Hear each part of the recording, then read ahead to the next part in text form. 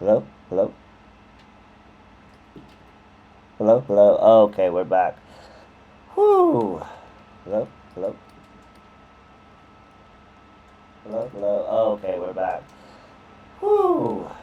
Hello? Hello? Hello? Hello? Okay, we're back. That was fraught.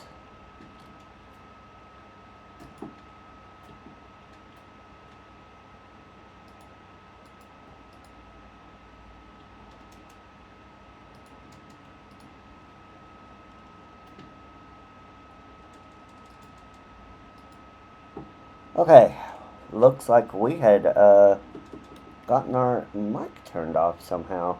That was weird. Anyway, back where were we? Ah, yes. Good King Mugamog, good King Mog.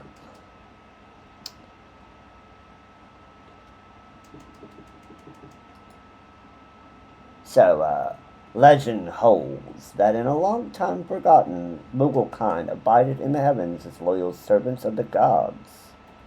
However, a war of deific proportions would erupt, triggered by a feud over a single goblet of wine.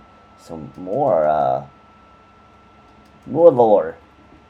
However, growing weary of the conflict, the reigning Moogle monarch, Good King Mugglemog the 12th, the reigning Mughal monarch, resolved to lead his people to the realm of mortals in secret, that they might again know a life of peace.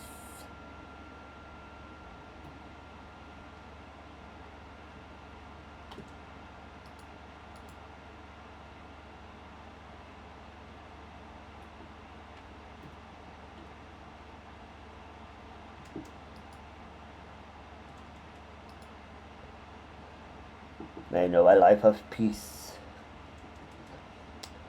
Alas, the distance to the land below proved too great for the little Moogle wings. After much deliberation, it was decided the journey must be made by rope, the longest that has ever been woven. So it was that the king grasped into one end of his lifeline as his subjects, one after the next, have clambered, have slid their way to the promised land.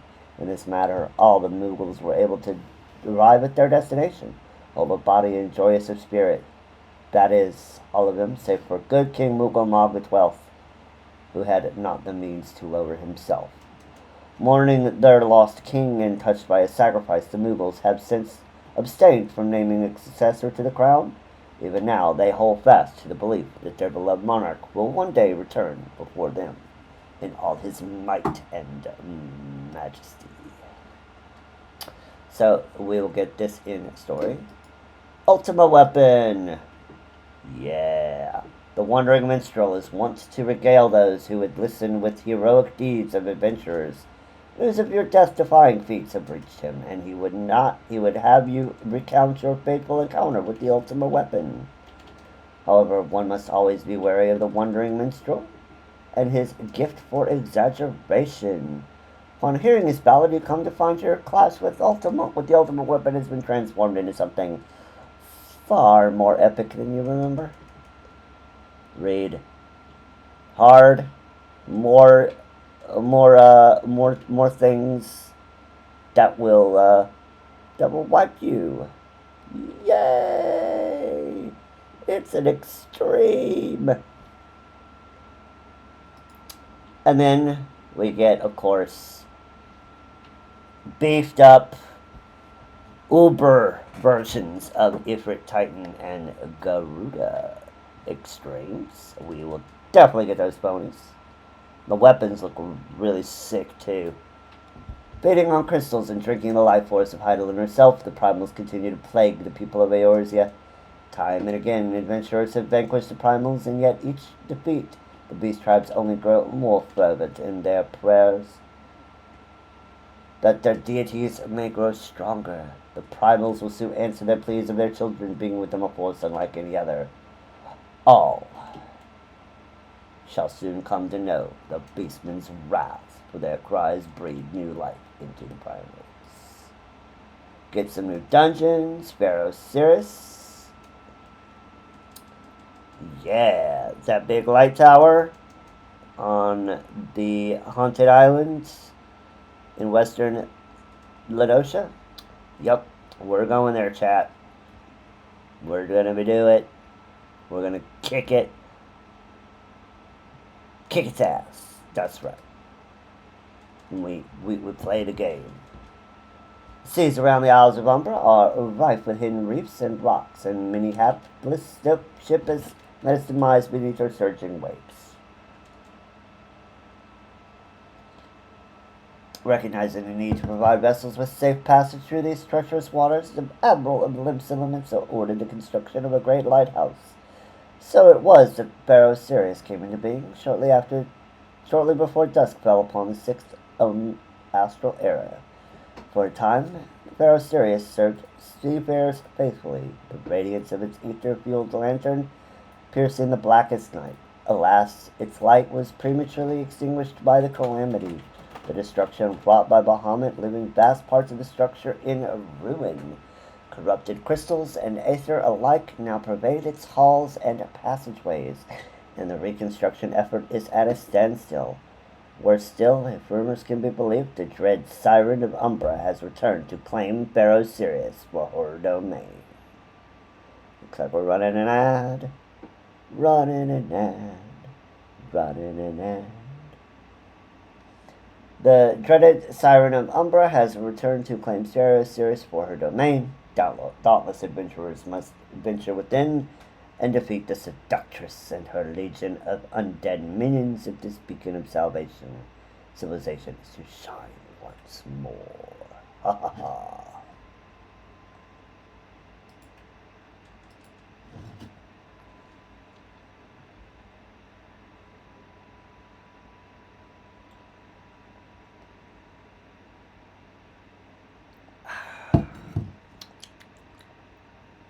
Delicious coffee. Coffee delicious. Yes. Coffee is delicious.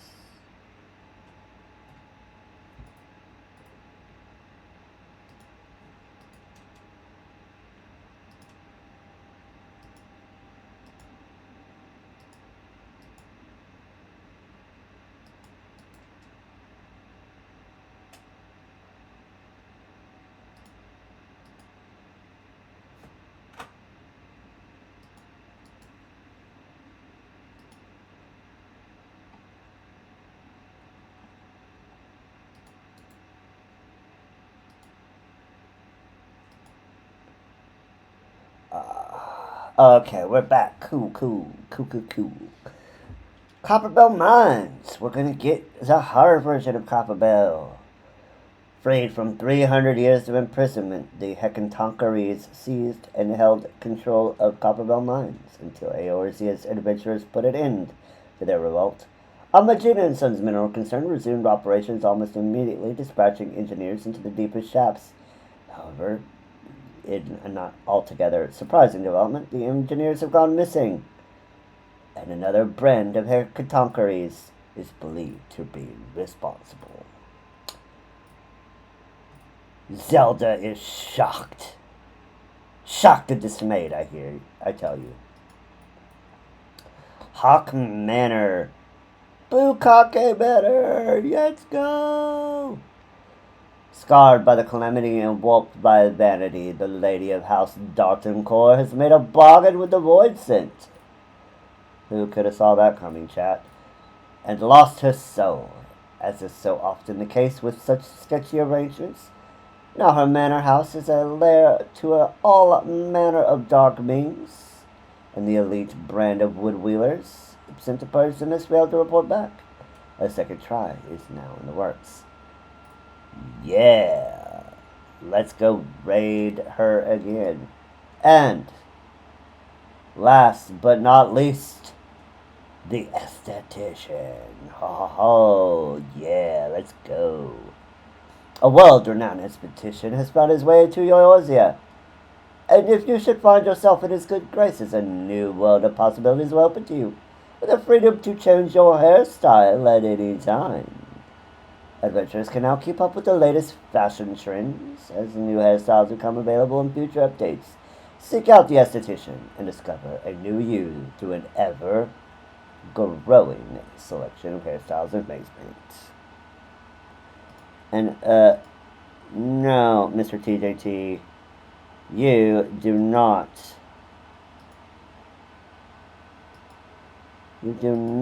get to, get your sorry butt out of here.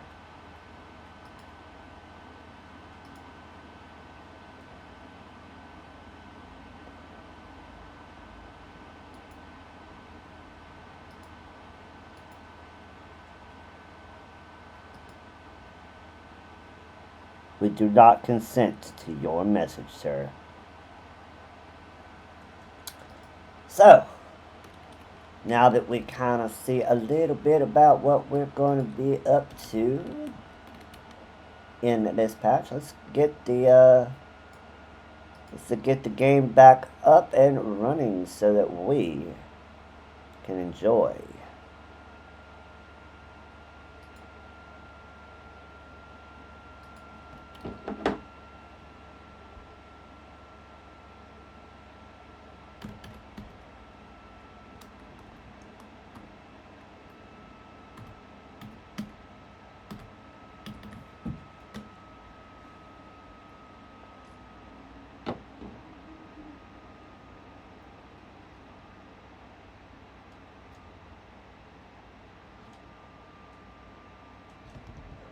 Who's excited, chat? I know I am.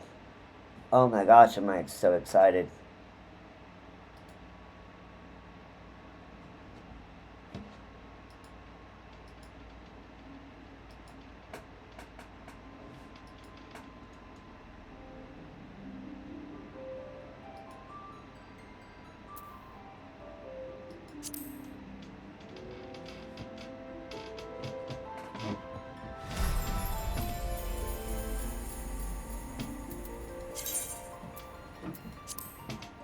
And like any good, solid citizen of Final Fantasy XIV, we are going to handle the MSQ first and foremost.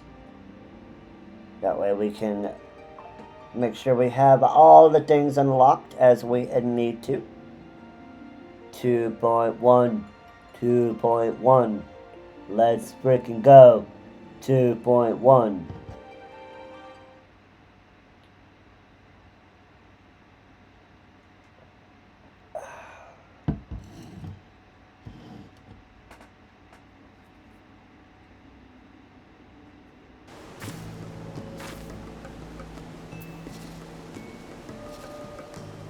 And where do we go? But we must pray. Return to the waking sands. So we'll take our boiled eggs, our Vesper Bay tickets, our crystal greens, and we don't need our tombstones of allegory. Let's go see what Minfilia has for us, chat.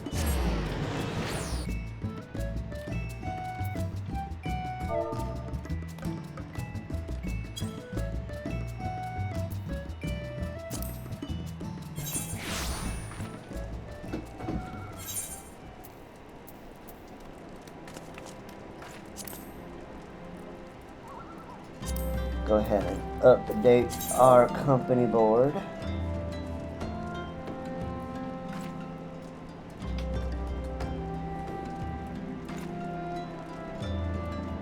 Because we got done with the coils. Let's go see Minfilia.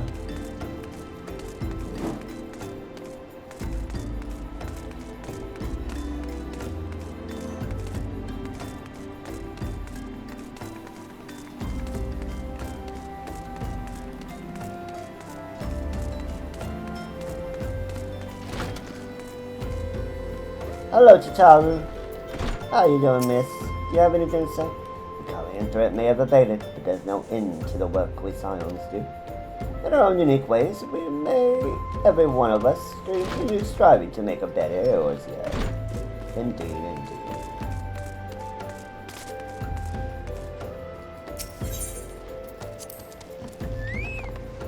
Into the waking silence we go.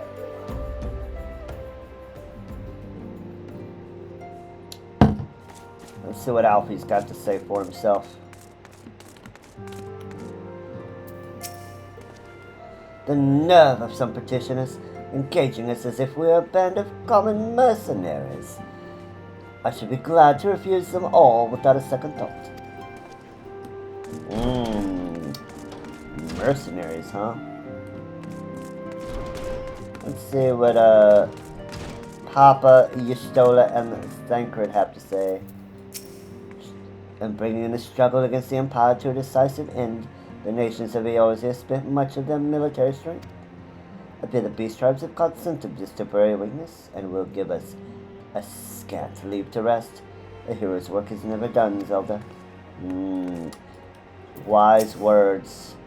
Believe me, I am quite eager to resume activities and resume my good name, but I have not forgotten that similar sentiments nearly led me to my doom once before. I will not question the wisdom of our Baldelsian colleagues. They have bidden me rest, and so I shall. So much has happened in this place. If the walls could talk, such tales they would be able to tell. Indeed, indeed. Just when we dared to believe this place had arrived, that peace had arrived, another final awakens. Say, has there ever been rest for the weary? No, there has not.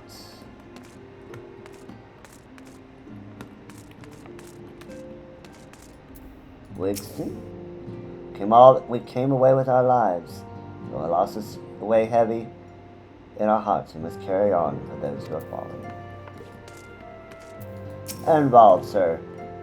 I should have done anything, but I didn't. And now Abba and Ali are. I will not let it be for nothing. I will earn this.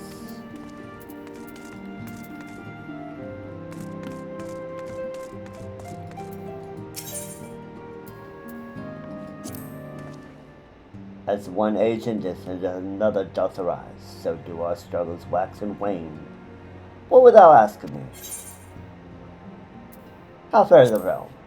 Souls from Aether far, strangers from strange lands, yester with thine eyes, morrow with thine hands. By my reckoning, these words in the divine chronicles tell of the warriors of light. In the cloudless vision of the past, they forge their way into the future.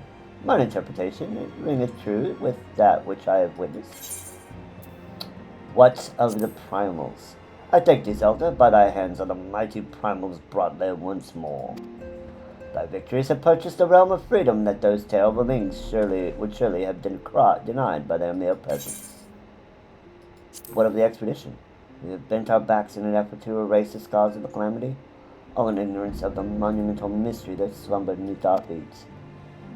We must needs uncover aught we may concerning Bahamut and his elegant prison, lest the dearth of understanding invite an unimaginable demise.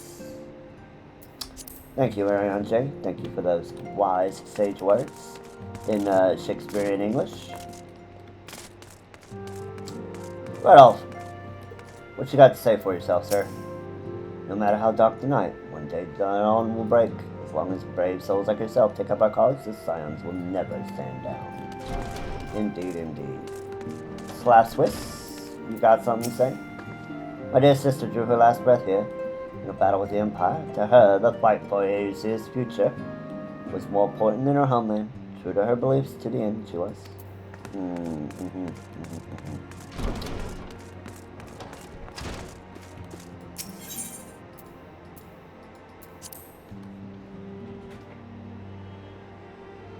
Menophilia. First quest of patch 2.1. Let's go. Ooh, some level 70 rings.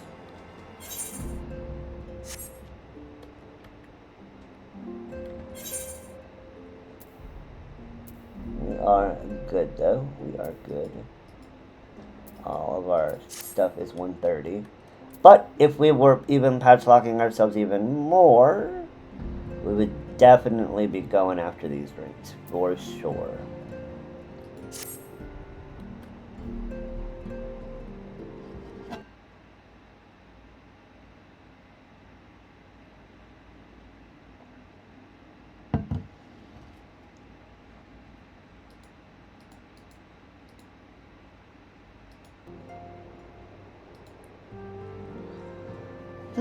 Zelda.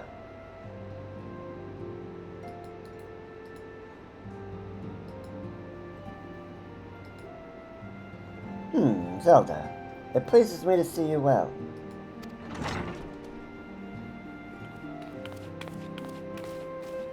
Tutaru.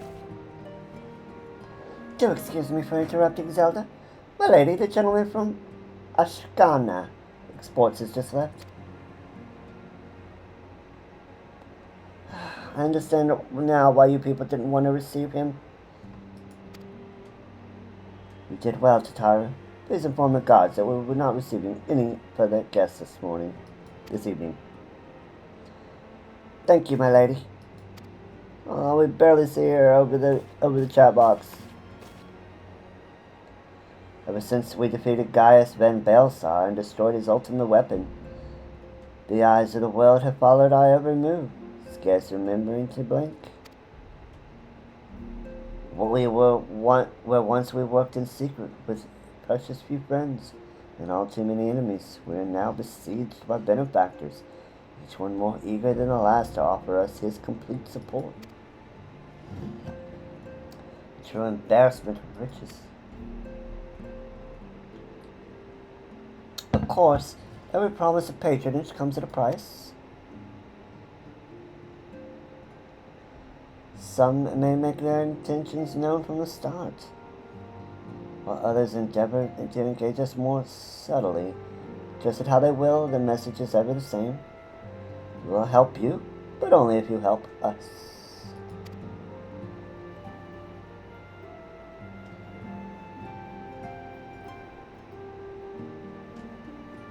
The gentleman Tataru spoke of was more brazen than most. In exchange for certain supplies, he would have us resolve a business dispute. Naturally, I refused him, as I have every other merchant of his ilk. Alas, the syndicate's overtures are not so easily rejected. When we formed the Scions of the Seventh Dawn, it was with the goal of serving Eorzea, not the interests of individual Eorzeans, and neutrality is fundamental to our cause.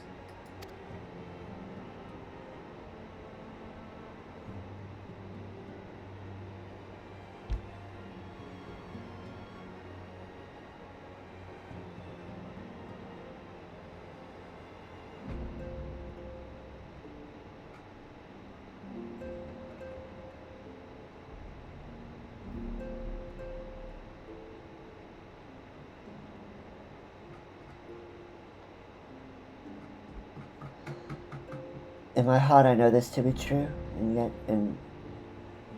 yet, if accepting his offers of patronage could empower us to the greater good, might they not warrant greater consideration? Our Valdesian colleagues have been generous beyond measure. We cannot expect them to. Forgive me, I did not mean to burden you so. Yet my urge to share this dilemma may not be wholly misguided. Might I impose upon you to consult the others? They are like to have their own opinions on the matter.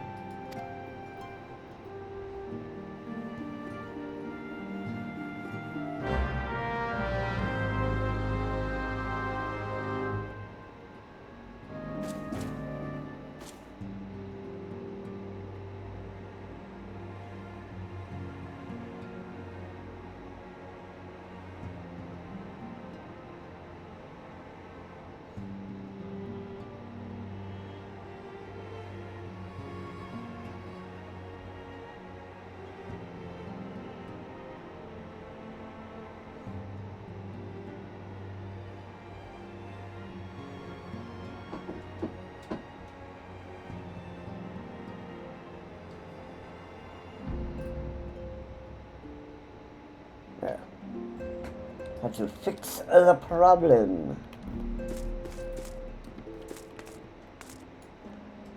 So she wants us to go and see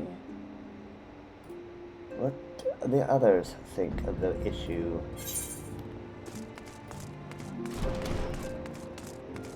Of all these people knowing who we are now. We're like now the worst kept secret in all of Eorzea. Hello, Stola. Recall our meeting with the Admiral. Recall you our meeting with the Admiral. Shortly after the Lamenson sent word of the summoning of Titan. Then mayhap you also recall my words to our host. I said in the Mirweb that her people had broken the treaty with the kobolds, and the beastmen had justly responded, and that we had been called to intervene in a conflict which she herself had invited.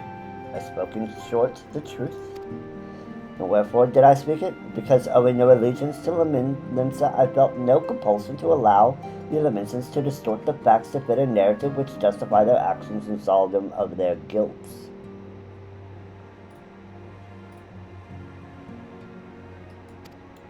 Upon this subject, Minfilia can expect a similar reply. Our many dalliances with the city-states have already weakened our claim to neutrality, but the path she contemplates would see us relinquish it entirely.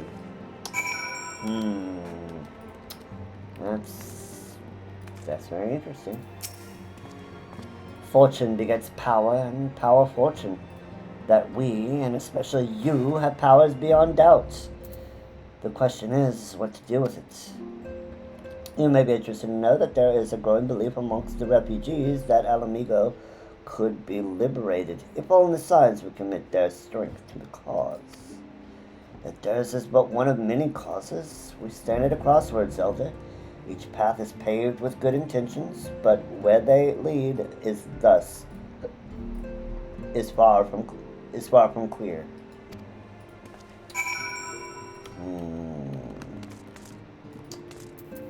Ida? I've been receiving a lot of gifts lately, but Papalino keeps making me send them back. True and real. It wouldn't be so bad, but some are really nice. I mean, they're nearly abandon your principles nice, you know? Oh, Ida. Never change. None can deny that we would benefit from more support, but if it comes at the cost of our principles. Neutrality was ever a delicate matter. I have lost count of the times I've had to explain to people that our allegiances need not necessarily lie in the same place as our headquarters. Mind you, if we are to sell our services for Gil, we might as well declare our fealty to Uldar now and have done with it. I'm quite sure Ida would enjoy the bribes.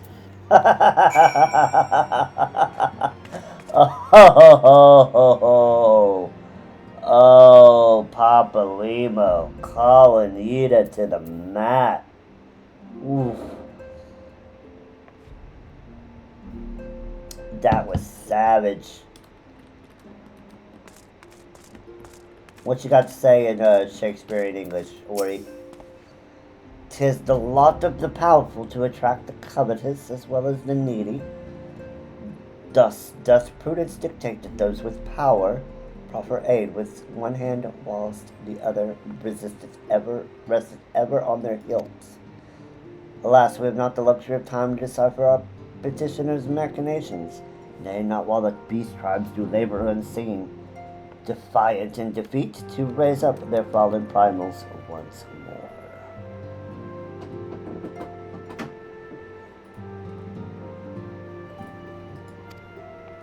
Doubt not that they shall return, stronger and bolder both, nor that we shall be the ones to meet them. The sacred charge shall ever be ours. 'Tis but a pity we are so few, and our fortune so finite.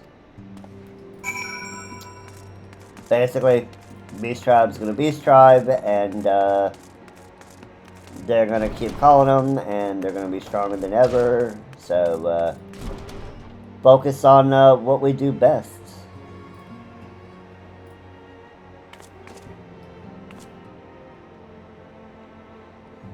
Do what we do best. What'd you say, Alfie?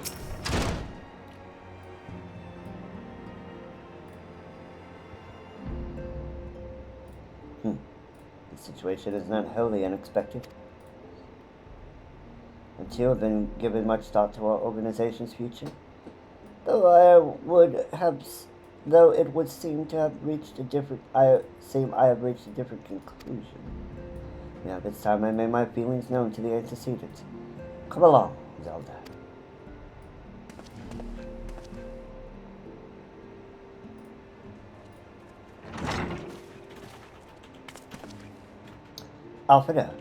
Alfredo, Zelda, there's all the miss. You desire counsel, and so you shall have it, Nymphidia. The Scions of the Seventh Dawn must leave Ul'dah. Must do what? So long as we remain within Ul'dah territory, we'll never be free to act with impunity. Moving our headquarters to Vesper Bay only delayed the inevitable. We have demonstrated our capabilities, and the Syndicate has taken note. We will not suffer our organization to remain independent now. We are far too dangerous for that.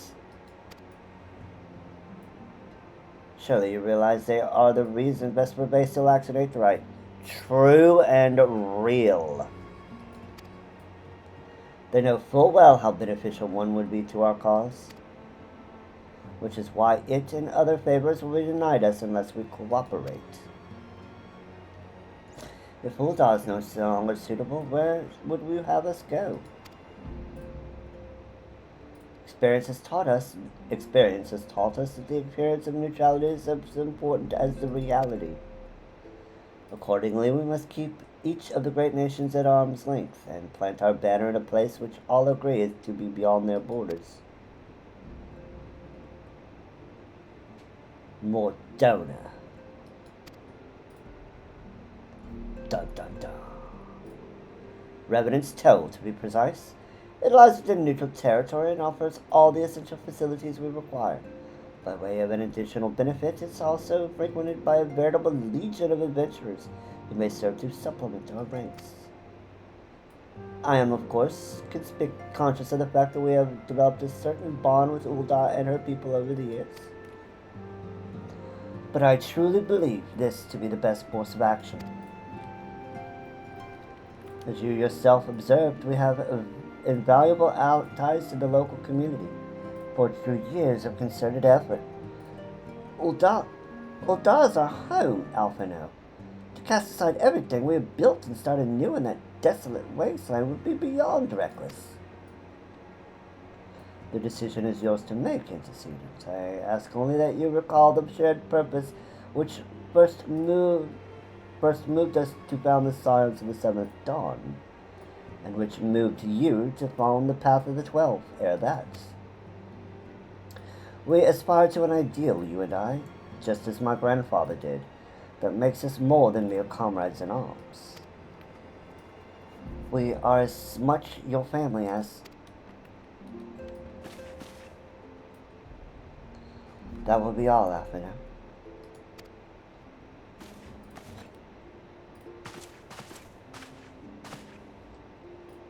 I'm sure you have some familiar matters of your own to attend to. Your concern is the most generous, but no, I've left them in the hands of men better suited to the task than I. I could not very well allow my personal affairs to come before the needs of the Order, after all.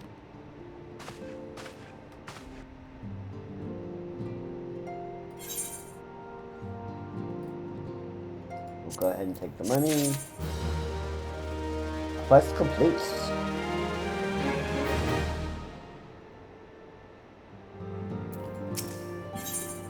Moving on. Cooking sherry, huh? Leave Ul'dah. Does it truly come to this?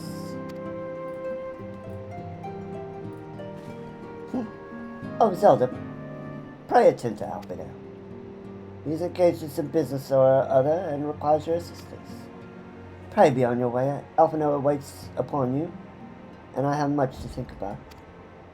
Oh, and tell him he shall have my answer in due time.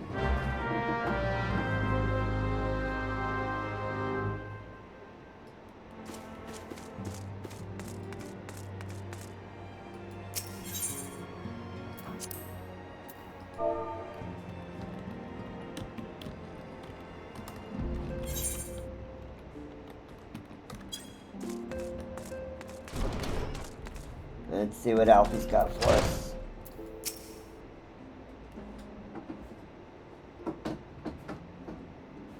Confound it. She knows what must be done, and still she hesitates. All because of these fanciful rumors. I should explain. Billy's mother, well, adopted mother, was among the great many who perished during the calamity. Flamen was her name, though you may know her better as the songstress of Ul'dah. She was a performer of singular talent and much beloved by the people of Eorzea, not to mention a certain Charlian minstrel. As you may imagine, the news of her passing was greeted with shock and disbelief by her adoring followers, many of whom refused to acknowledge what happened. That her body was never found only served to encourage speculation.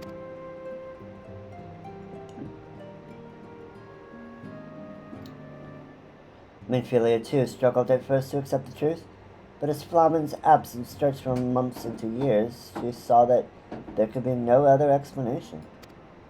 Until recently, at any rate, for whatever reason, rumors have once again begun to circulate that Flamen is alive and well.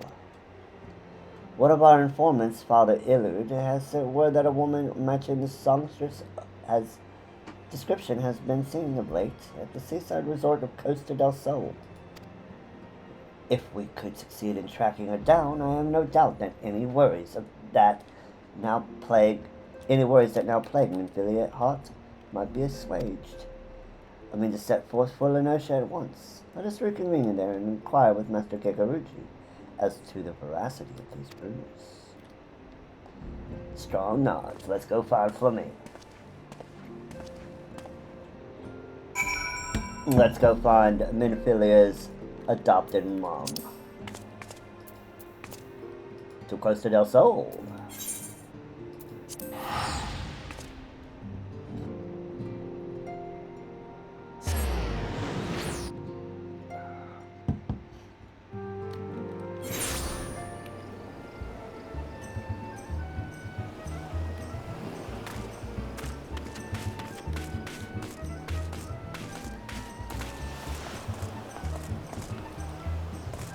Looks like we're running a lot smoother now. Had to unload a lot of things off my internal hard drive off to a to a external drive, so we could free up space. That is why our stream kept the game capture kept crashing. Oh, sweet siren of the sands, my Mikote muse, why have you forsaken me? Titan's Bane, I mean Zelda, what brings you to my humble resort? Humble resort, he says. Flamen, you mean to tell me the goddess made flesh who dwelt among us until so very recently was the songstress of Ul'dah? Gad's woman, if I had known that, I would have chained her to my bedpost and never let her leave. Oh, this man. What a chauvinist he is.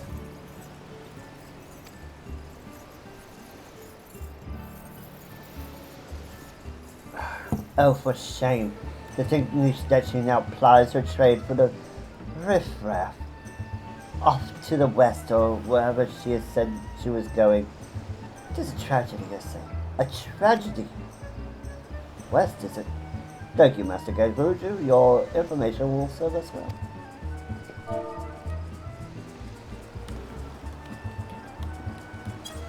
That said, there are a number of places she could be. I shall begin my search by the docks and see if any witnesses might have some knowledge to spare. I would be most appreciative if you could travel on to Wineport and do the same. To a Wineport we go. Across the mountains.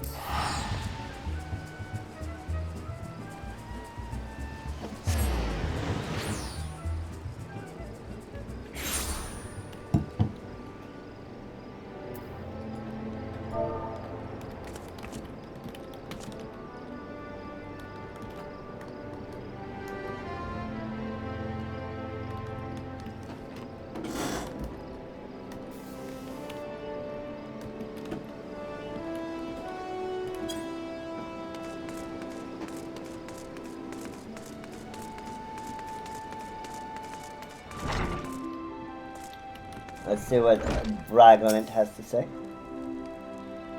Well, if it isn't Zelda, the savior of Wineport, to what do we owe the pleasure? Ah, yes, we did receive a customer match in their description. She was a delight to behold, to give the woman her due, but her perfume was so ghastly. I had no choice but to reject her from the premises, interfering with tastings, you understand. If she was your quarry, why not consult your blind associate? His olfactory perception is without peer. Given that I could smell the woman from a mile away, I dare say he could smell her from 10.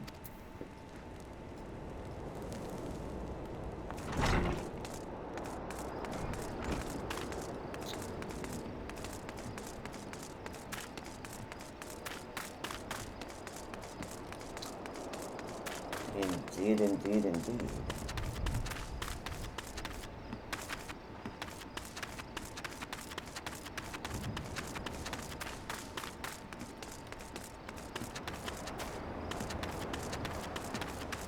There they are.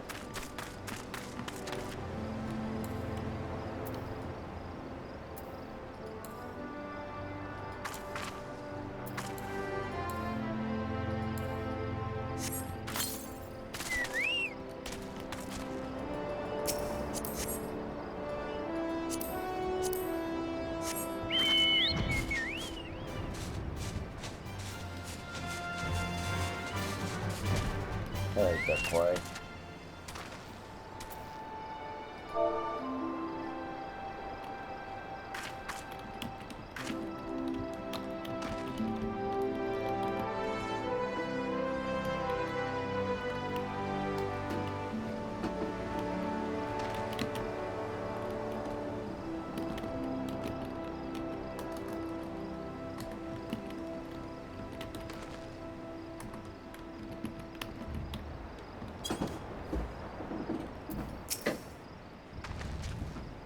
Eh? You want to know if I've seen a Makote lass by the name of Flamen? I wish.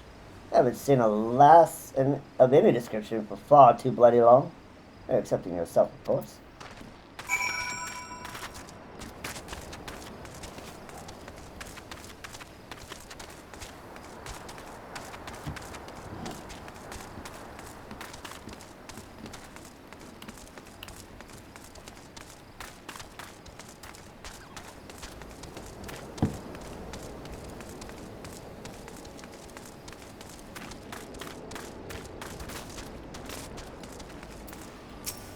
Shimani, I see you've had many grand adventures since we last spoke, Zelda. You must share them with me sometime. We go from a little while ago. One does not forget a perfume like that. So robust and intoxicating, yet simultaneously familiar. Reminiscent of a bloom native to these parts, in fact. I said as much when we spoke. She complimented my powers of observation and asked me where she might find some of the flowers. So I told her to follow the road south into Raincatcher Gully and then head east after crossing the second bridge. The flowers which grow in the shade of the cliff have the strongest scent. You see, if you make haste, you may yet find her there.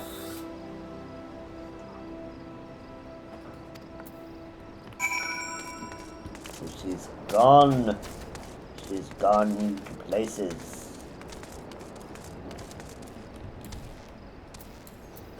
Well,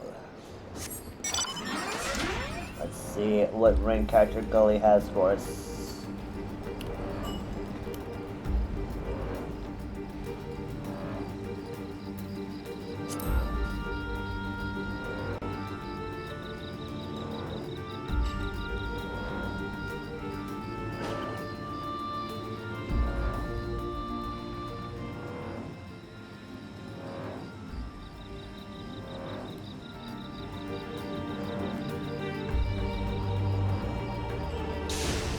There's Flamen.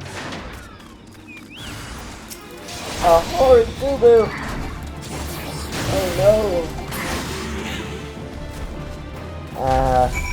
Catgirl is safe. We win.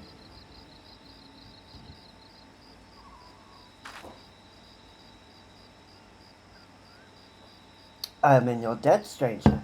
And then I realized my activities had aroused the guru's ire. Till it was too late. The oils can be used to make a perfume, you see, and I...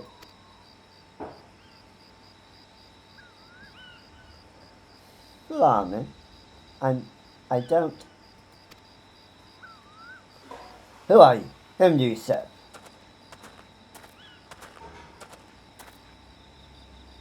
It appears you have already found a woman. Consider me impressed, my friend. The songstress of Ulda, I presume. Ophelia, or should I say, Asilia, is looking for you. Asilia? You are the very picture of health, my lady. Yet the world thinks you are dead. I can only conclude this was by design. The question is why. Not everyone who endeavors to find me does so with the best intentions, child. You will be pleased to know that I fully intend to reveal myself to Minfilia when the time is right. Oh, well, that does please me. More than you know. But tell me, sojourns in the forest of Lenosha aside, when exactly will the time be right? When I deem it so. Oh, Minfilia giving the boy genius a slap. Do you imagine I traveled all this way on a whim? As I was telling your associate prior to your intrusion, I came here to harvest these flowers for use in a perfume. Does that satisfy your curiosity, or would you interrogate me further? More verbal slaps. My apologies for the interruption. Anyway, now that we all have that which we came for, might we continue this conversation in a safer locale? One port say.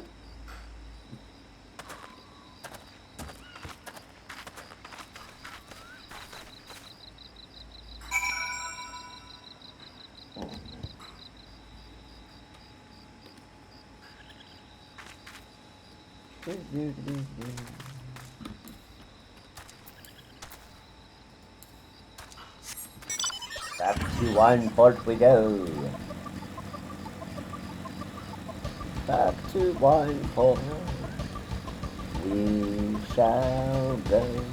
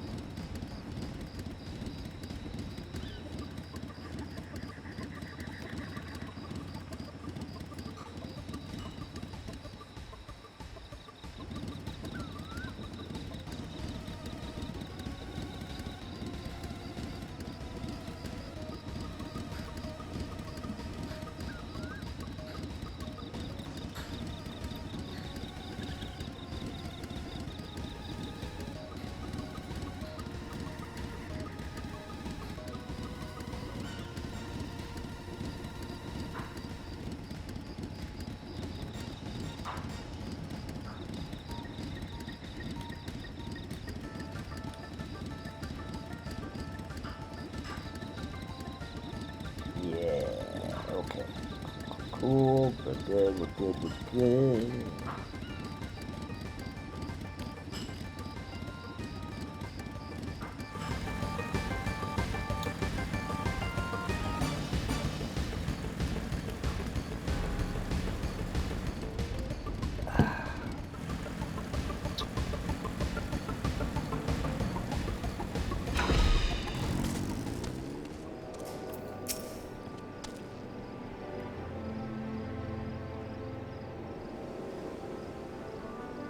This is not at all at how I had envisioned it.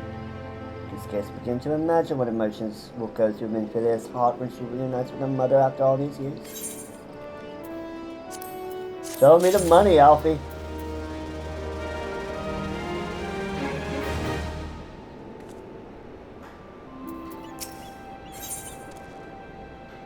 Brace chokers. Say my daughter awaits us in Vesper Bay, yes? I've kept her waiting long enough. Let us be off on the next ferry. I can finish fashioning the perfume along the way. Understood. Come with me. It would be my pleasure to escort you to the Waking Sands.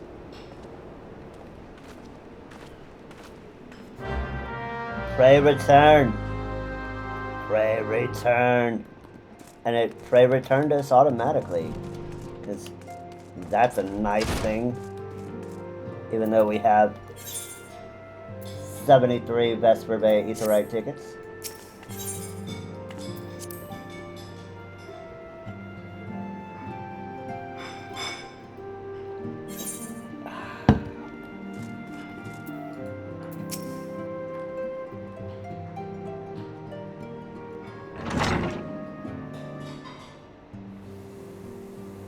Antecedent, you have a guest.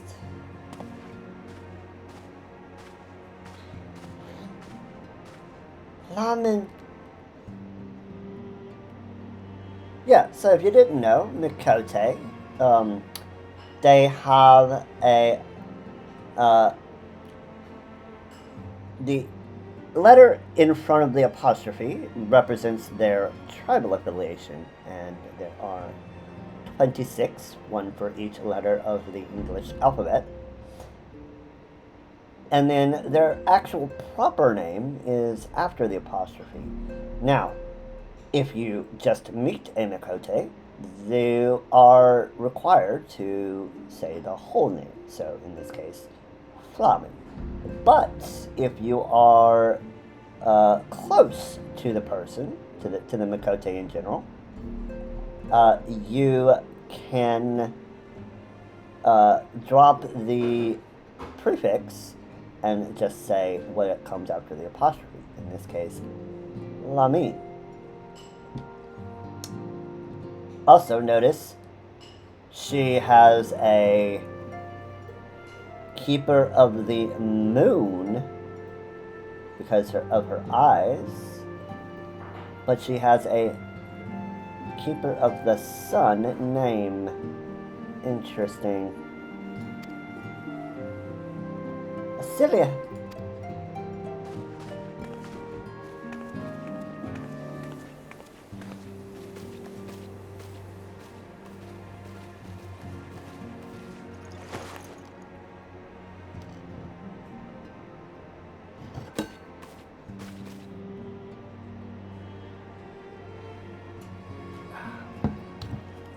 I haven't seen her like this in years, Zelda.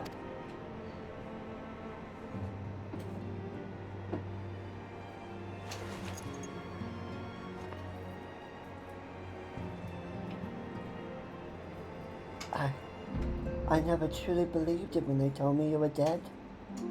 But what kept you away for so long? The Imperials came for me as I always knew they would, and so I resolved to stay as far away from you as I could, lest the pursuit of me endanger you and our cause. I could think of no better way to grant you the freedom to continue our work. And continue what you did, achieving things I could not have imagined possible. I followed your every success and celebrated in secret. I'm so proud of you, Asilia. I learned from the best. I have a gift for you.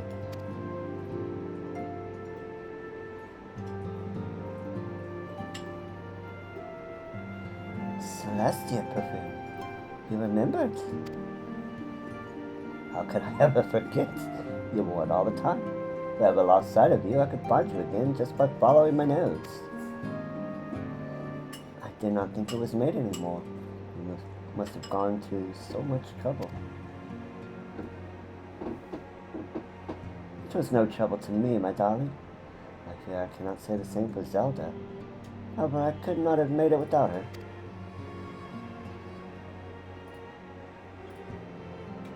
Thank you, Zelda. Thank you both. Strong nods. And there's something else.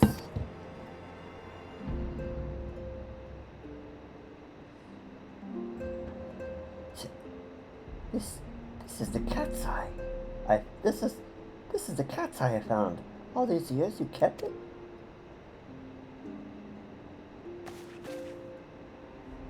My father was a member of the Alamigan resistance. When I was yet a child, he brought me here to Ulda. The accident which claimed his life happened shortly after our arrival. It was Lamin who took care of me then. She raised me as her own, taught me everything I needed to know to survive.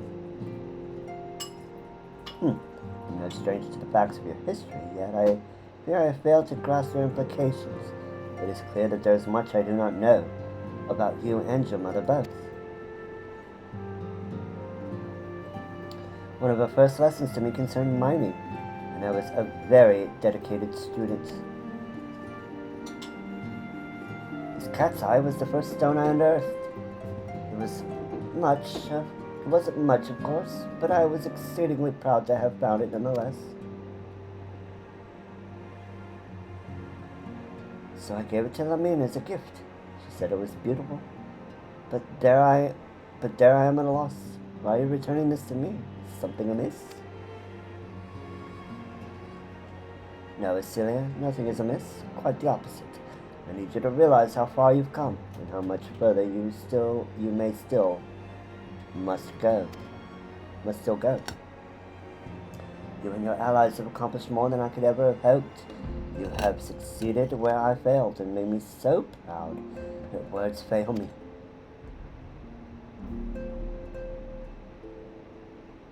But even as I marvel at the woman you've become, and at all the many things you have done, I cannot help but think of that which you may have yet to do, and of that which may entail a Celia daughter. You cannot stay here anymore. You and the science must leave Ulda. Lamin?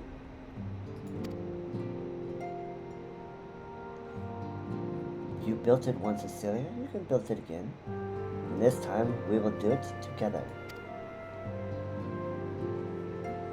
Truly.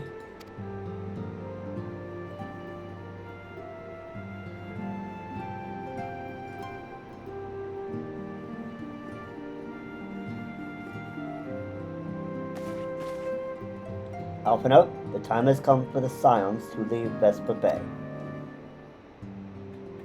We will establish a new headquarters in Revenant's Toll as you proposed.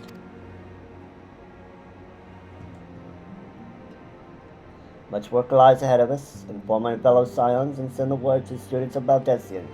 Preparations begin at once. Let's go to Mordona, chat. Let's go to Mordona.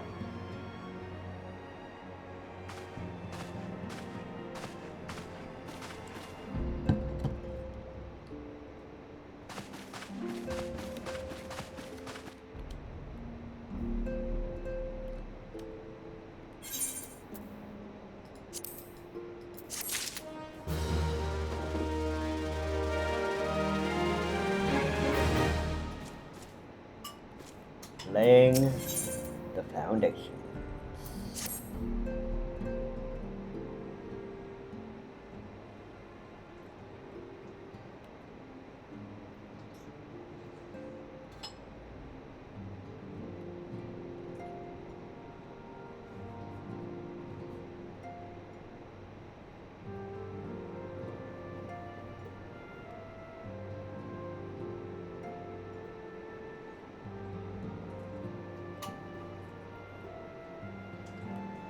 It is all well and good that we have found ourselves a new home in Revenant's Toll. There's much to be done in so little time. Our first step will be to secure the cooperation of the Adventurers Guild representatives there. Were it not for the Guild's considerable efforts, the original Camp Revenant's Toll would never have been established, much less its more heavily fortified successor. However, with construction still ongoing and resources in short supply, it seems certain that the Guild will require something in return for their support. Sympathetic to our cause though they may be.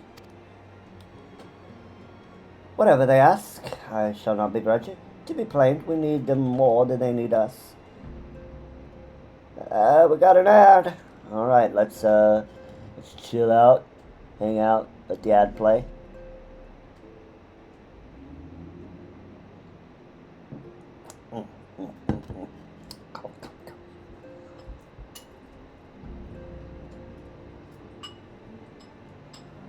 Ooh. So I think once we get done with the MSQ, if we have time, we may start on some of these side quest unlocks. Yeah, we'll see where we're at.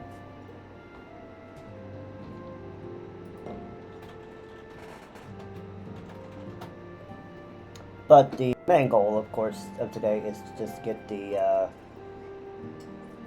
MSQ done.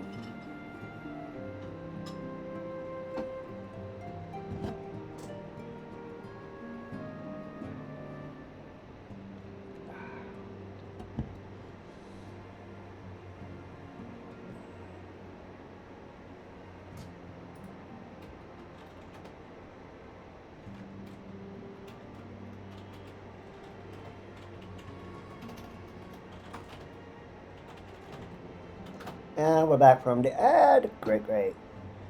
Whatever they ask, I will not begrudge it. And to be plain, they need them more than they need us. Without their assistance, such essential tasks as securing new facilities, cultivating relationships with local merchants, and recruiting adventurers are proved difficult, if not impossible. You need not concern yourself with such matters, I've seen it.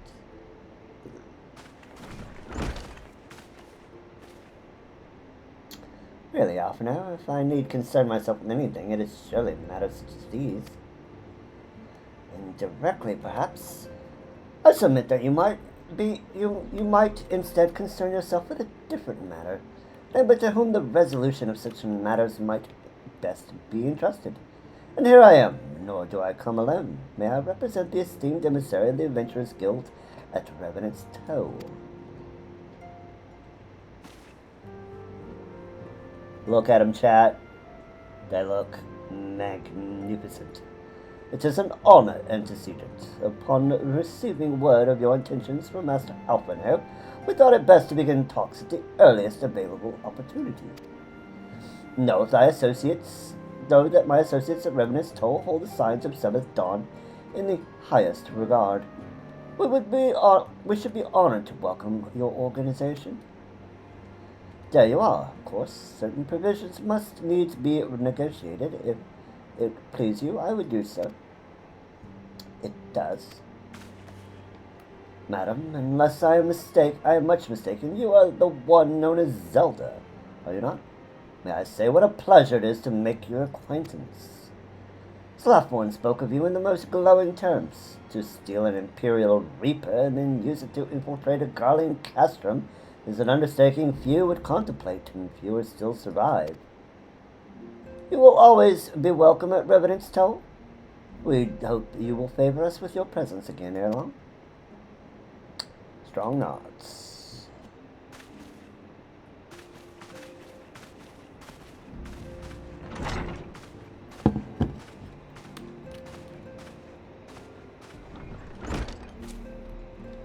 Well, it would seem your reputation precedes you, Zelda. Mayhap I should dispatch you to Revenant's Toe with all haste, as first intended. But before that, I dare say you've earned yourself a rest. After all, you have traveled so far, and there's already so much you have done for us, and for me. We will speak again anon. Until then, take care.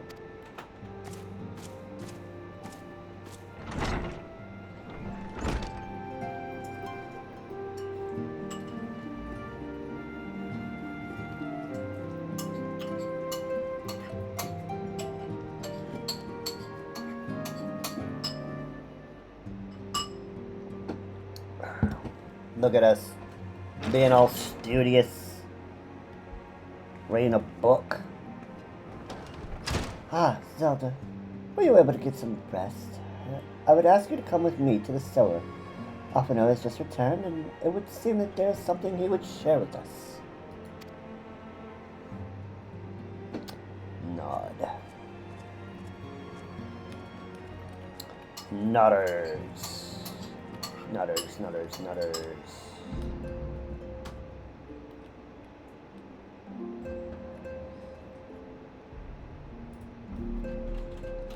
There you are. Good, I come bearing news. The negotiations are concluded. And our friends at the Adventurers Guild have agreed to furnish us with new facilities and material support in exchange for our assistance in the ongoing defense and development of Revenant's Toe. The Scions of the Seventh Dawn shall have a new home in Mordona, the Rising Stones. Yes! Let's do it! The Rising fucking Stones! A bittersweet victory, if truth be told. I cannot deny I've come to look forward to Tataru's tales of our many guests and their many, many demands. Potatoes be potatoing. From the waking sands to the rising stones. Possibly poetic. But wasn't your doing, was it? Ha ha ha! Grin. I too have news to share. In expectation of this momentous day, I have personally informed the Alliance leaders of our plans, and they have each pledged their full support, General Vaughn included. Moreover, I have decided the time is right for us to cast off the vestiges of our Order's veil of secrecy and announce ourselves to the world. Are you sure that is wise, Antecedent? If anything, it is a mere formality. Our existence is quite possibly the worst kept secret in Eorzea. That's an understatement.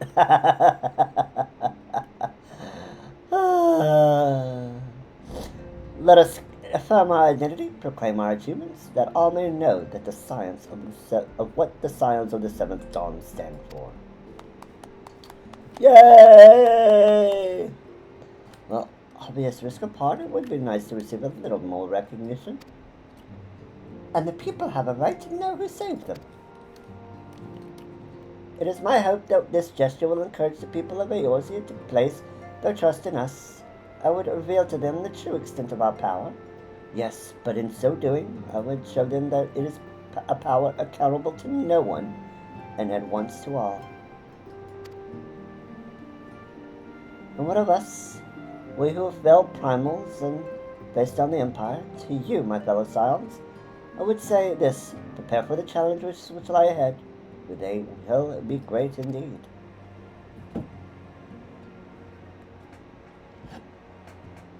Great! I say let no great, I say, yet no greater than us, and we shall rise to them, as we have time and again united as one.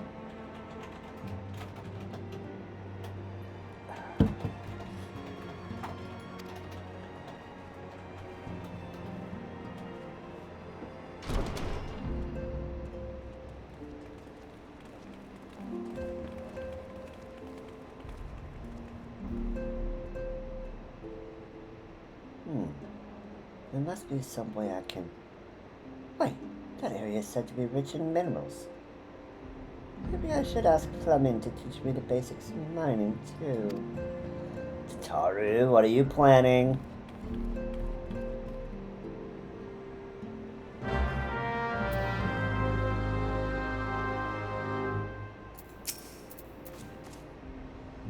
Taru being the potato magnet she was meant to be. The Papato villain arc begins. Ha ha ha. Do you ever wonder how he does it? Alphino, I mean. It was almost predictable that he should appear with the emissary of the Adventurers Guild mere moments after I expressed the need to forge ties between our organizations. Surely a sense of timing rivals even your own. Setting such mysteries aside for the present, I have a task for you. I would like you to deliver these documents to Slackborn. They concern our forthcoming move. Do take care on the road and represent us well, Zelda. 2 more. Zelda! Yeah! Let's frickin' go.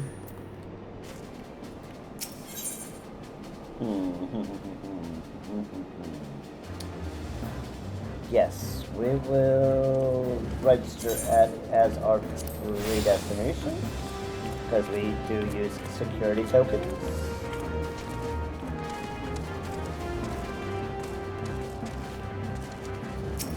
We'll leave Ul'dah as our home point for now. For now. I was told to expect a scion. I didn't expect it to be you. It has been far too long, Zelda. Have you something for me? Yes? Indeed. Here are some documents. Let's see now. Yes, everything appears to be in order. You'll be staying with us for a while, yes? Would that I had a dozen more like you. Since we don't, though, we'll just give you the work of a dozen men. I just. I don't think you're jesting.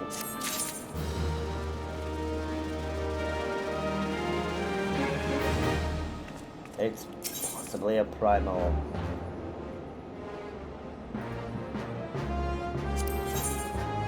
I don't think it's just a jest there, Slapworm.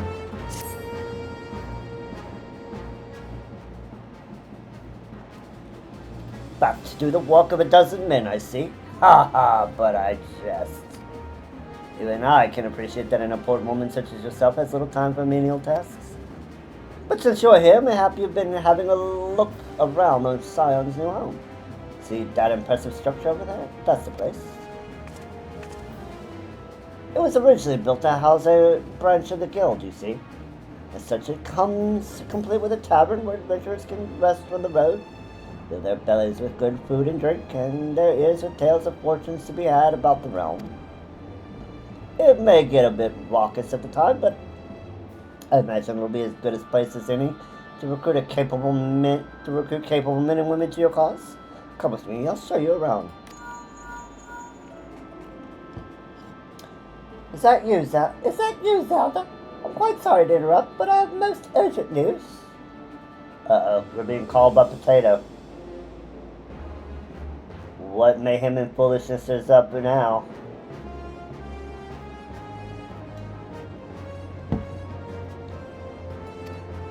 We received grim tidings from Gridania. It would appear that our aid is required at once.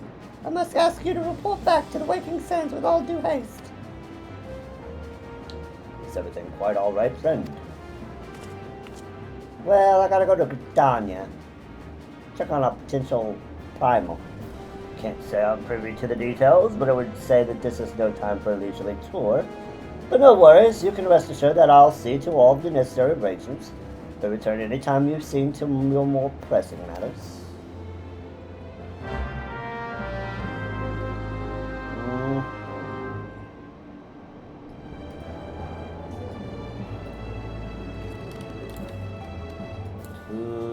Gridania we go.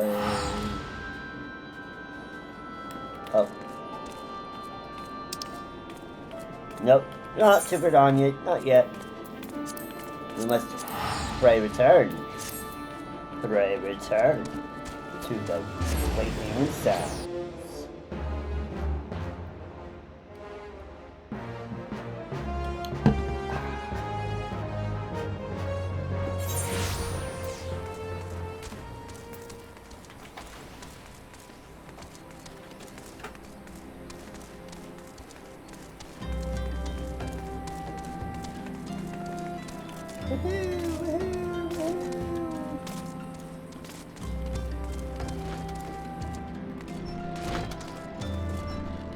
What's up, Potato? A messenger from the Tornado came to the Waking Sands while you were in Madonna. Wasn't privy to his conversation with the antecedent, but I did see the look on her face after he took his leave. Something is definitely amiss. Could it be that the Exile have summoned Garuda again? Perhaps the Imperial forces have been sighted within the Shroud? Well, whatever it may be, I'm absolutely certain it's nothing you can't handle. Whoops. Now go and ask the antecedent if there's anything you can do. Okay. Go talk to me, Imperious Swan.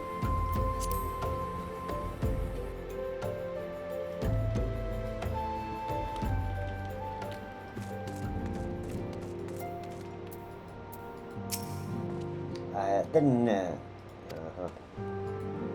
He doesn't say anything. How she has grown since we last spoke puts me to shame with her accomplishments. For that I am full glad.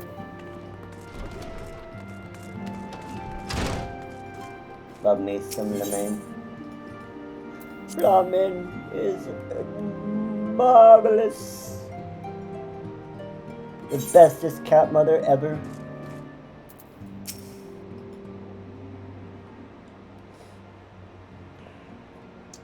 I knew this day would come, yet I prayed it would not come so soon. I have reason to believe that another primal, or an entity resembling one, has been summoned in Britannia. Oriange, what's up, dude?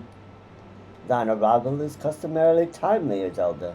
The etheric waves little room for doubt. Thy talents will be needed ere long. There be truths in all suspicions. Tis a similar foe we face, though quite unlike the Lady of the Vortex. We dare not draw conclusions without evidence, but as Oriange says, the readings bear strong resemblance to ones observed more than 5 years ago. Though I'd hoped that the Mughals guard beyond such follies. Suffice it to say, this disturbance warrants a full investigation. Thy presence has been requested by Commander Julio. He waiteth thee at the Adam's Nest. Pray hasten to Gridania, Zelda. Vita and Papalino will rendezvous with you there. May you walk in the light of the crystal. So we'll go ahead and run and now while we get on over to Gridania.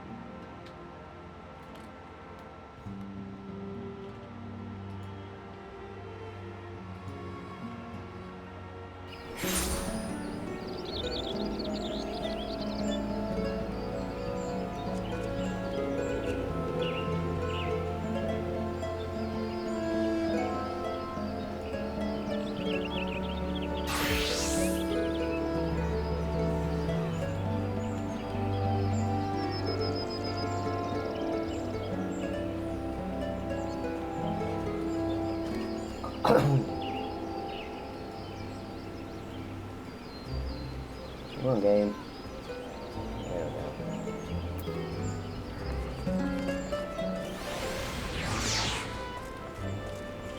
Commander Julio.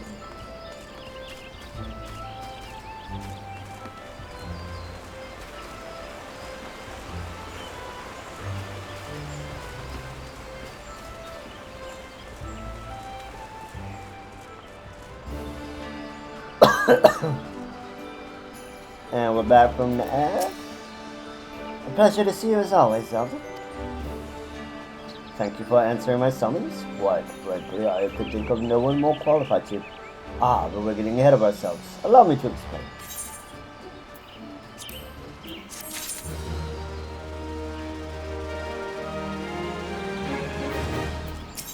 Hail to the king, Koopa.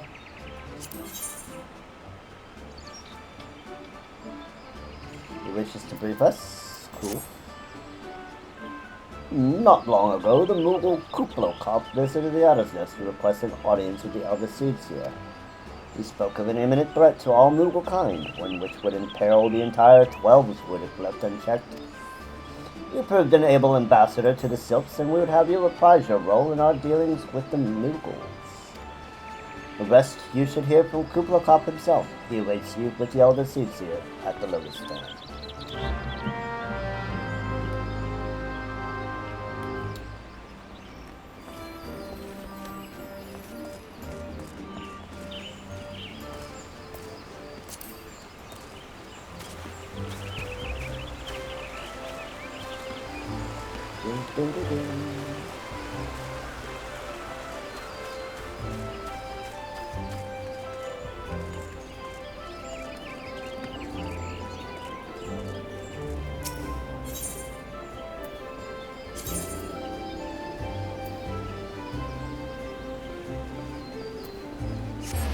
To the Conjurer's Guild.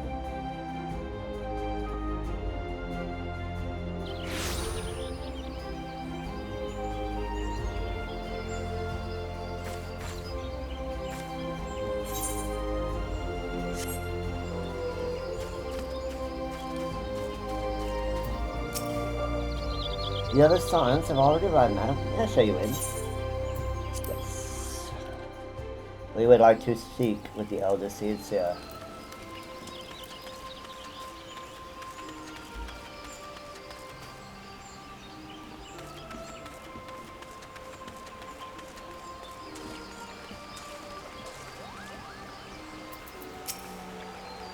There must be something bad to about Cooper caught this way. Have you seen the way his tummy thing gummy is bobbing? His thing gummy. A threat to Milwaukee. I'd have the antecedent suspicious were ill-founded, but I cannot see who else it could be. Our guest has brought ill tidings that must need to be heeded. Isn't that right, Cooper Cop?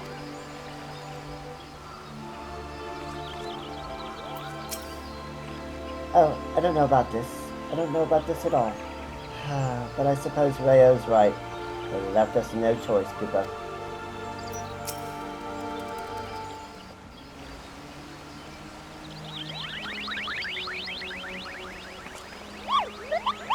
Please, you have to stop them!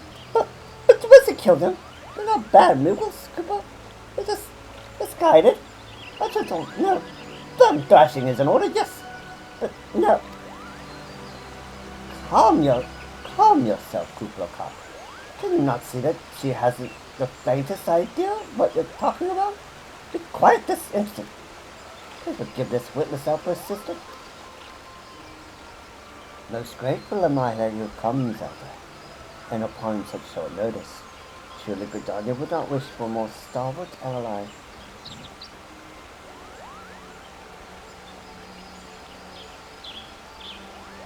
But you are doubtless eager to know wherefore we summoned you. Our friend Cooper Cop has brought us news of a most unsettling development. It would seem that Good King Moogle Margaret XII has returned to Eorzea. Curious thing to hear, I know. Truth to tell, I myself cannot say for sure if he is a genuine figure from history or some manifestation of Moogle mythology. Cooper here would have me believe the former. Once upon a time, we Moogles served the gods in the heavens. It was quite nice up there, unspeakably beautiful, unimaginably spacious, and there was a literal endless supply of wine, Cooper. In spite of this, or possibly because of the last part, the gods eventually became discontented and started squabbling, which made life jolly difficult for the poor Moogles. So King Moogle Margaret XII, may his glorious name forever forever, decreed that the time had come to leave Cooper. The realm of men would suffice, he said, so all the Moogles should live there instead. Unfortunately, the two realms are so far apart that we couldn't safely fly down. But King Moogle Margaret XII, may his miraculous foresight ever be praised, knew exactly what to do, Cooper. He had a rope, you see, the longest one ever woven. Thus he nobly held while his subjects climbed all the way down to the world below. And that is how the Moogles came to this land, Cooper. All of us except good King Moogle Margaret XII, where his courageous sacrifices never be forgotten. He alone would remain in the heavens, and so Mooglekind might at last know peace. Except that he has not remained in the heavens, from what I understand. That being your reason for contacting us, yes? I'll bet he tied the rope to something. Good thinking. Remind me again what the problem was with him returning to Eorzea. The problem, Ida, lies in the fact that he was summoned.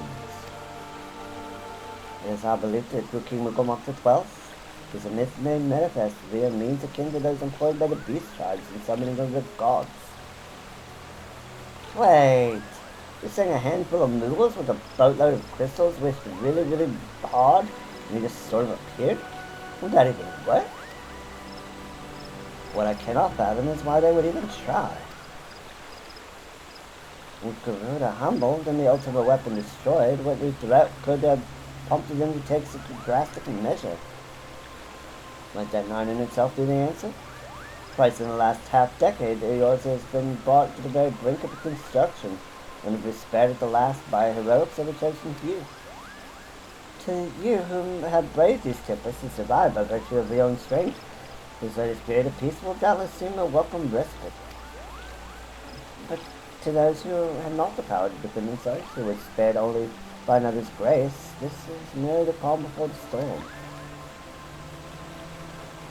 I think the Mughals God are afraid of what tomorrow will bring, and that things may not end so well as they did yesterday. That fear has driven them to call upon a greater power, one that they believe can be relied upon to protect their loved ones and their homes, come what may. I assure you that Mughals God only want to protect the forest from outsiders, but ever since the return of good Mughal the 12th, may his boundless grace fill our hearts with love, they've started to get a little carried away, Koopa. Switching on a lot, in fact. Like the sylphs who summoned Ramu, you mean?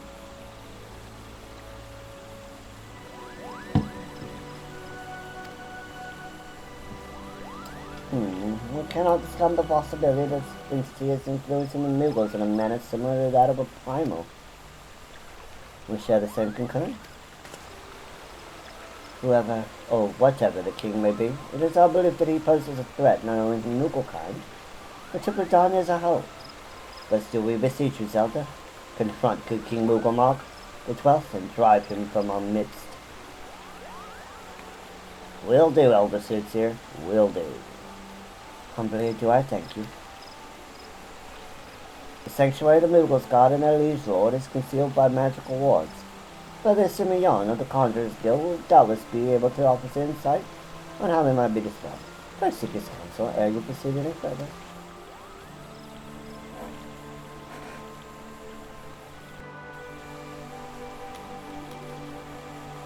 Yes. We will do that.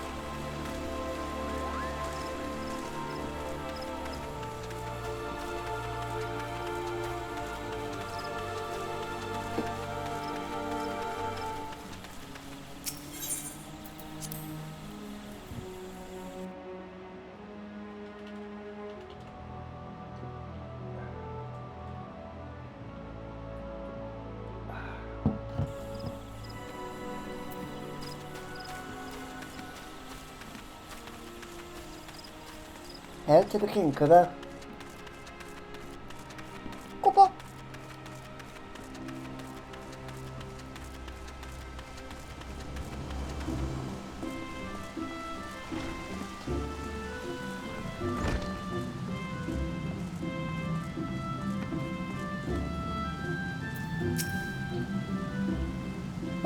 Welcome, Zelda. Welcome. That you would be the one to face good king Mughal the 12th is of great comfort to me and the elementals both. As I am sure you know, the Mughals are not by their nature a warlike race. Yet should the king be suffered to remain, it's like that his influence will bring about a change in them. Thus does it behoove us to defeat him quickly before any lasting damage is done. Make whatever preparations you deem necessary and inform me when you are ready to seek the king.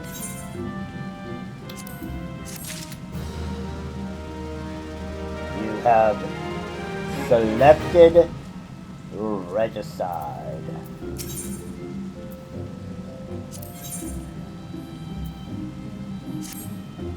The wards barring access to the king's sanctuary can only be nullified through the use of enchanted keystones. The same method employed 5 years ago when first the king was summoned to Eorzea. Yes, if you're not aware, this was a 1.0 trial originally, updated and revamped to 2.1. It was with great regret that we were forced to sanction the slaying of the guardians who then held the keystones. None were in our possession at the time. By the grace of the elementals, however, we have been spared that burden on this occasion. Koopa Cop confided in me that he had been entrusted with a set of keys by the Moogles God themselves. Yet, wishing not to betray their confidence, he begged me to find some other means to gain entry to the King's sanctum. Alas, I've been unable to do so, and dare not labor any longer. For fear that the Moogles might succumb to the corrupting influence of their liege lord, we must needs have Koopa Cop's keystones built. Pray go to him and beg his assistance. Looks like we got a little bit of Celicel on our retainer. Very good, very good. He awaits you at West Shore Pier.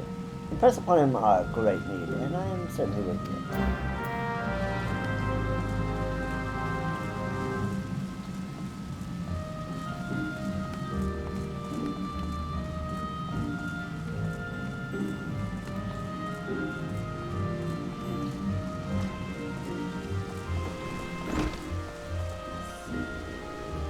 All the way over by the Lancers Guild. Over by the Lancers Guild chat.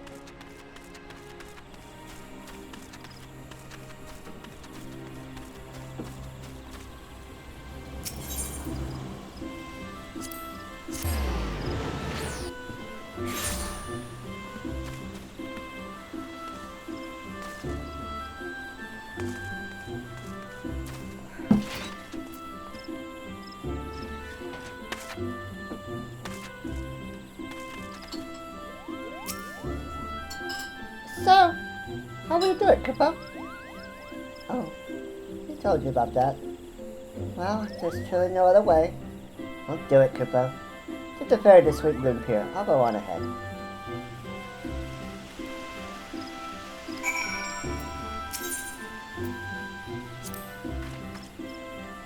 Yep. Take us over there, sir.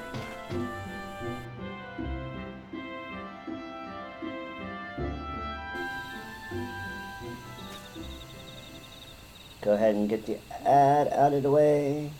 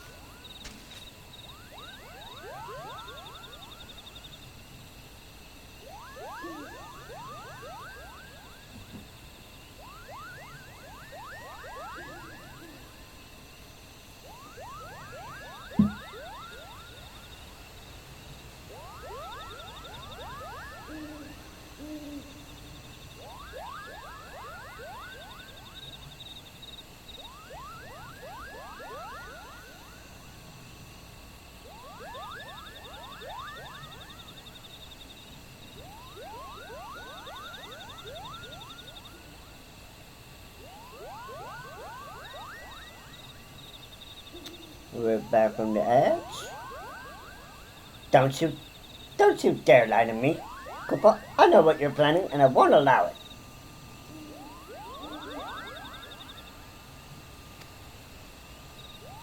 Open your eyes, Koopa. The king will never be satisfied, no matter how many crystals you bring in.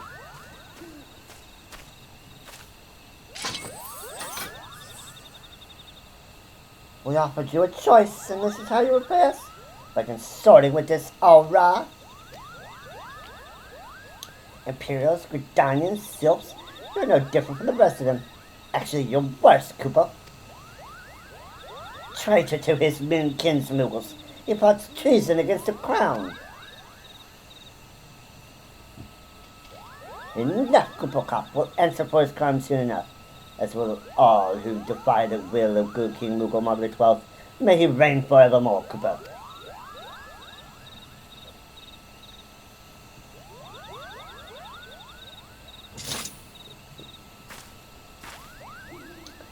king is planning to purge the 12 with 12s rid of his enemies.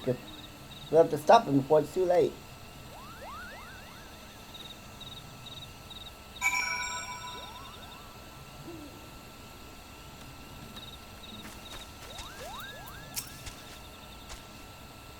The entrance to Thornmarsh is deep within the bramble patch, Koopa. If you take me there, I can nullify the ward, but be warned, the Mookwa's god has set traps to lure enchanted beasts. I can't hide from them, so you'll need to protect me, Koopa. Uh-huh.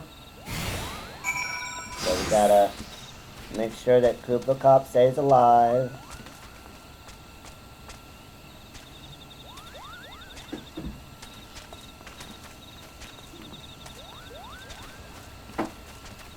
Wait, not that way.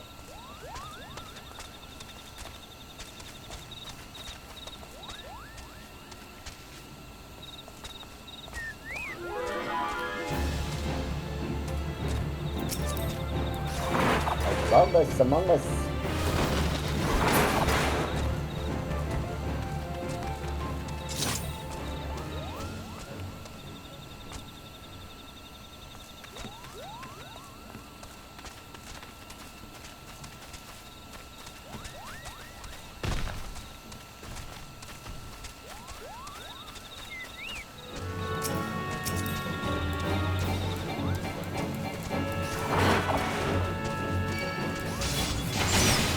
Take out the malevolent squirrels.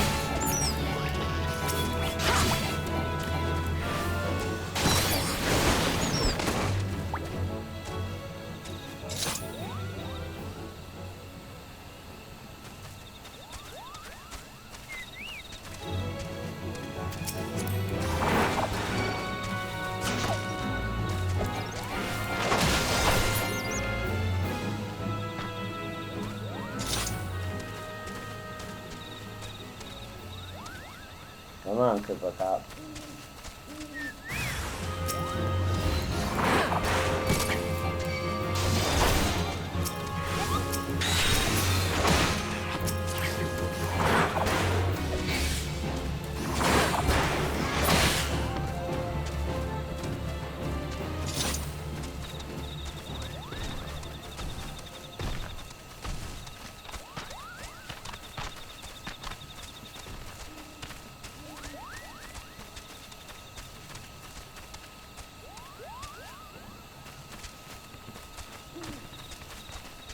Okay, almost there.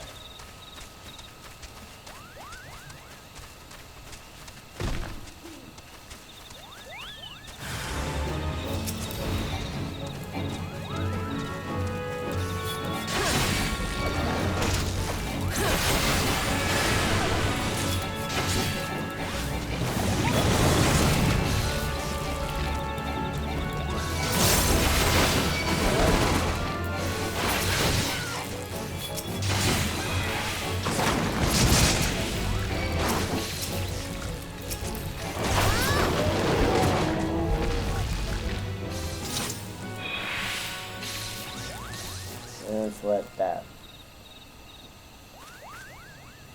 get off of us.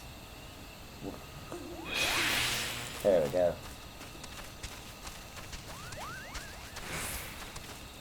Almost there.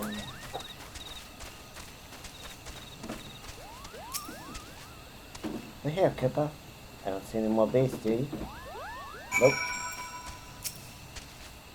Are you ready to face the king, Koopa? Let's step closer to the ward.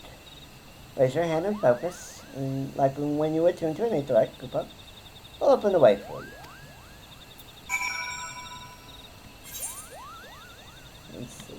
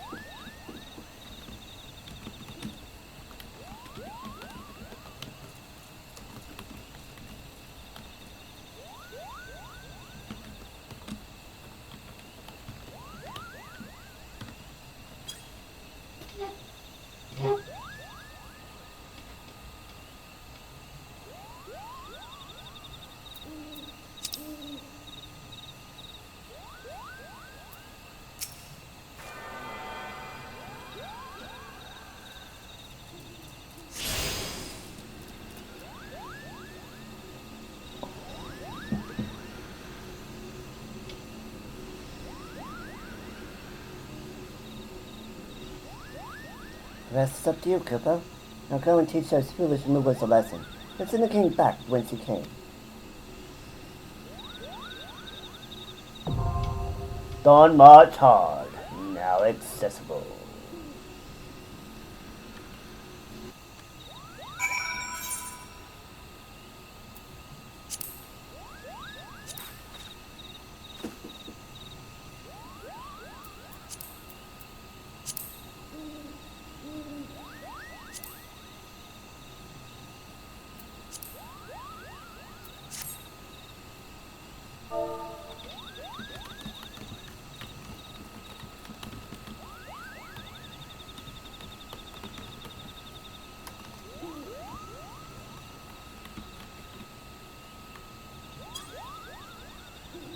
Let's see if anyone answers the call.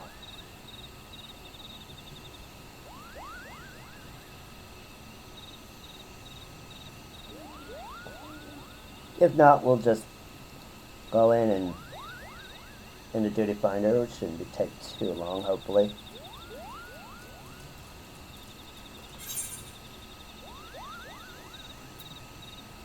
Select our trials.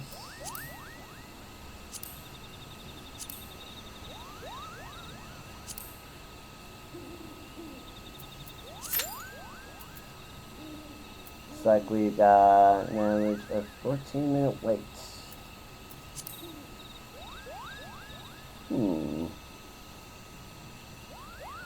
Well, let me go ahead and run a...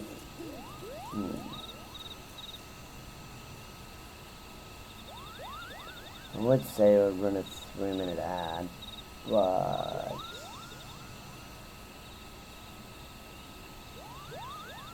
Nah. I want to show you people something.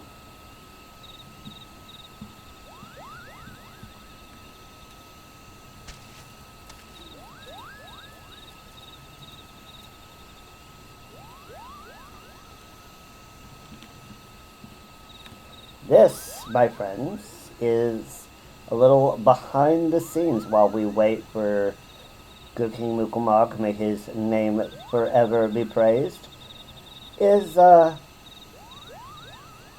what I am using to track my progress. And I plan on releasing this as a both a Patreon, if you become a member of the Patreon, I will definitely include this.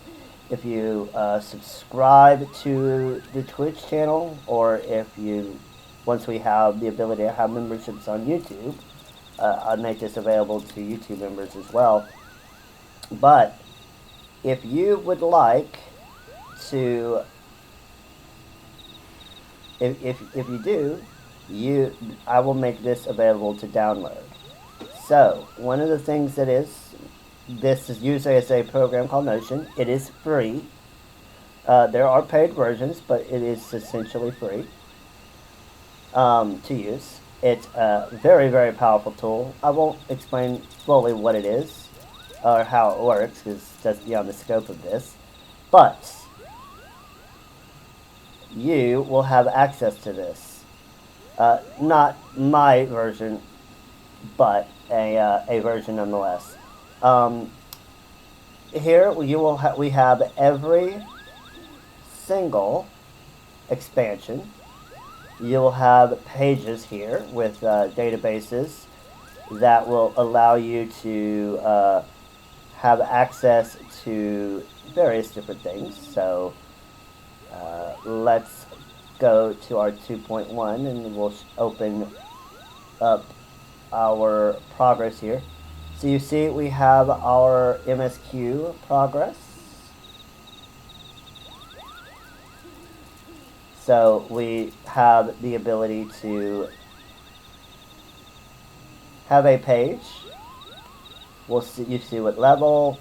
This will allow you to select your starting city, the starting city that you started the game with. There's a lot of things that build off of this.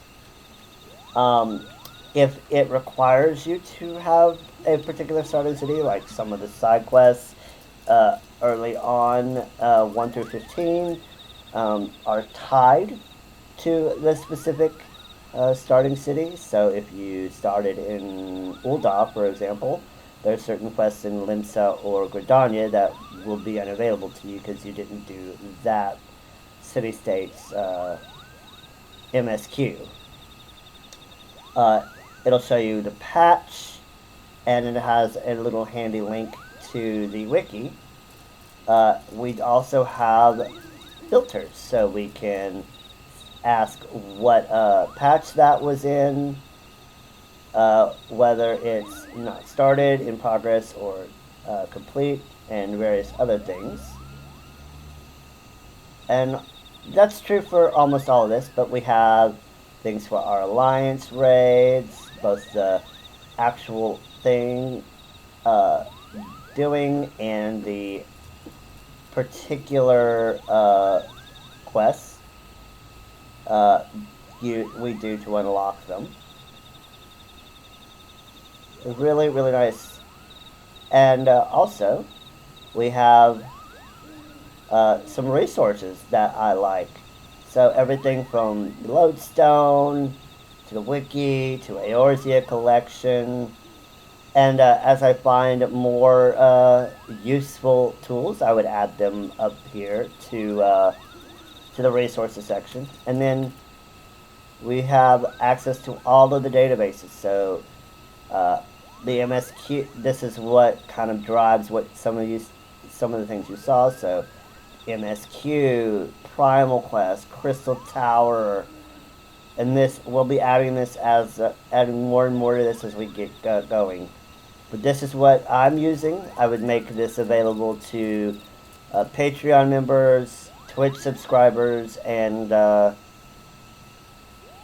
YouTube members when we unlock YouTube memberships. But that's just a look behind the scenes.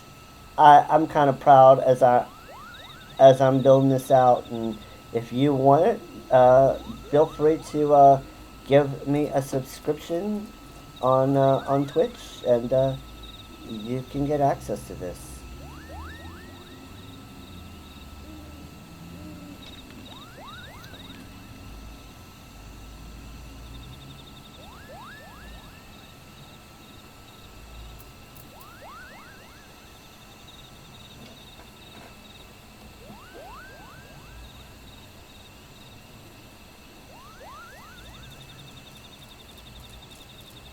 Of course, the version that I would have for members would be not stream document, but more like a Final Fantasy database or Final Fantasy XIV database or something along those lines.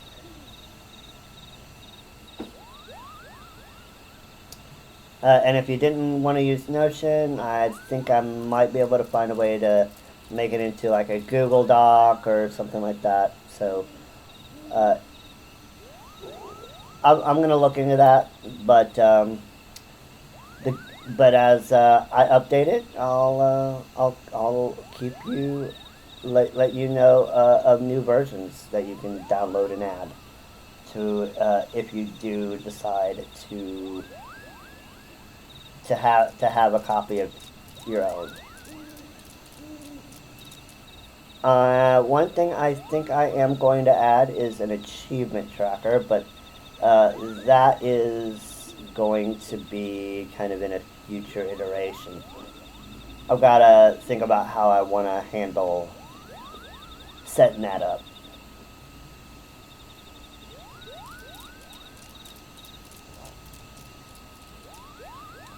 Come on, go King Boogmog, let's go. Alright, I'm going to run a 3-minute ad. I'm going to get up and stretch.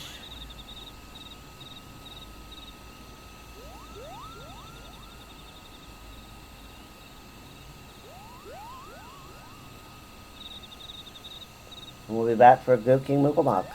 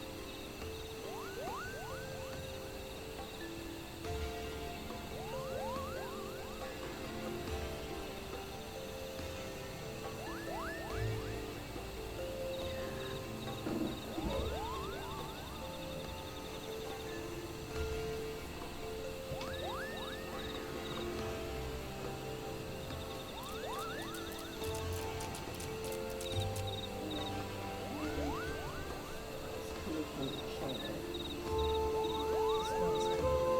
just stop. No, I'm not getting out.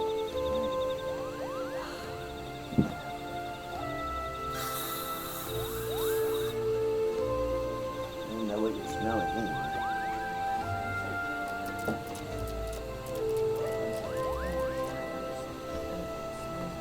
Well, I'm sweating over here.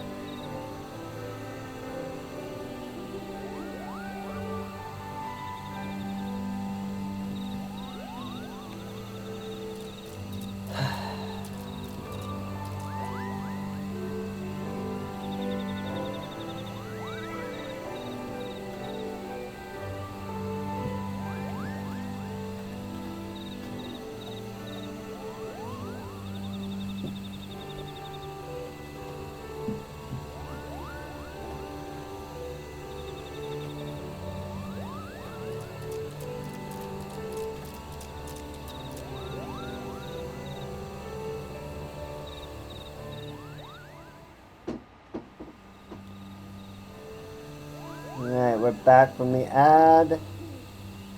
Hope everybody had got a good stretch, good snack. Hopefully we get the duty to pop here soon. We've already been waiting almost 14 minutes.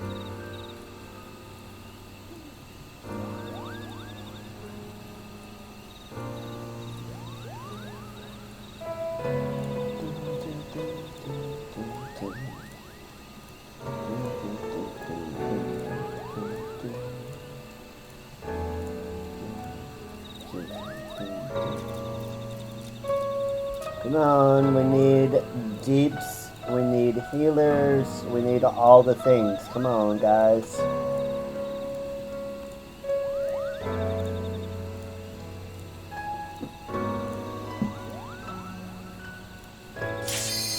Oh, there we go. Let's do it. Let's go, let's go. Come on, DPS.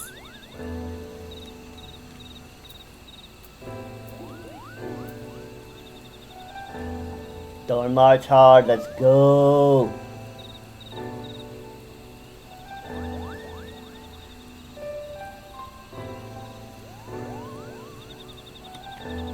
Come on, Deeps.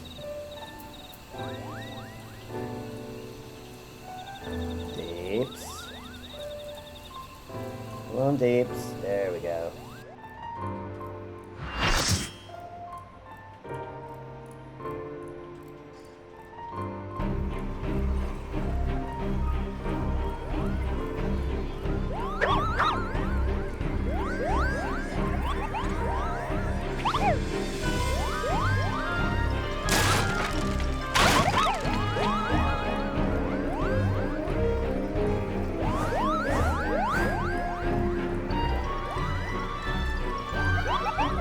Koopa, oh, there's someone else there. Meddling in rituals, I'd wager. We must guard to arms to bring the king, Koopa. Okay, move on, moving on.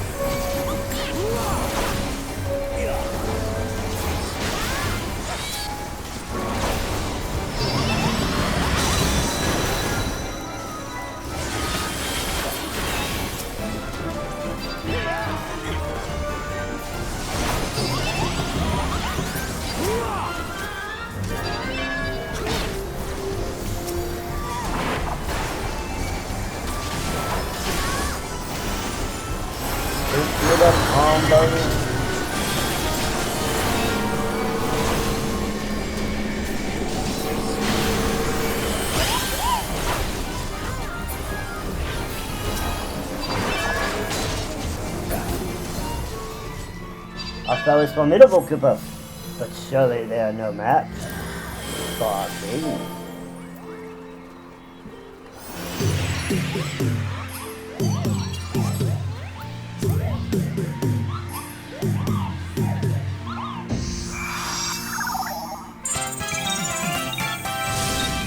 You shall suffer for your transgressions against my subjects.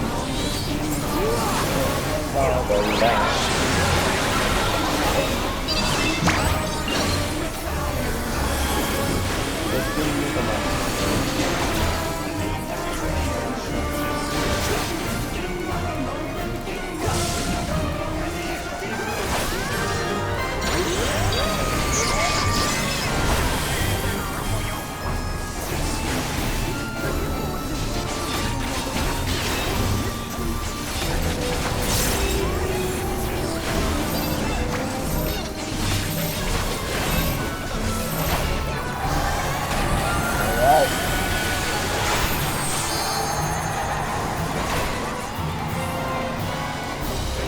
Overlap, please.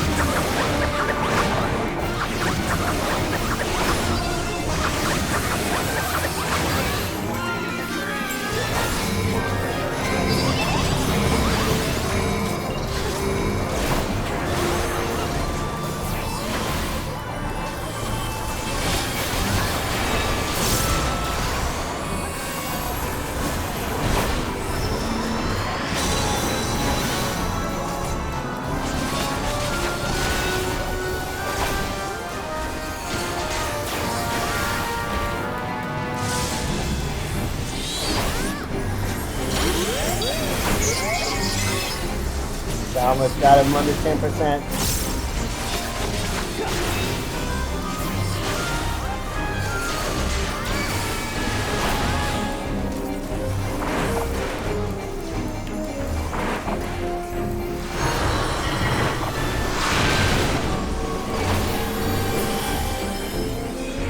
GG's. Let's go. We have committed regicide. Let's go.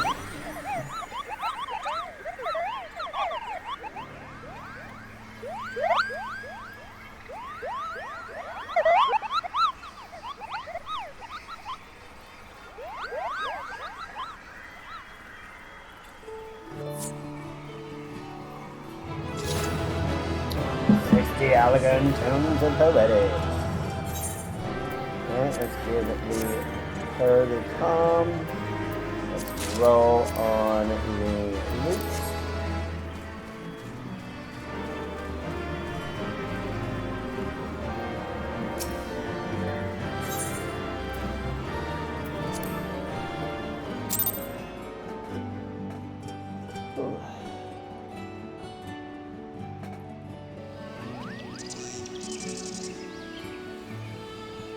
You did it, Kippo. You did it. Good King Muggle 12, may his mighty soul rest in pieces no more.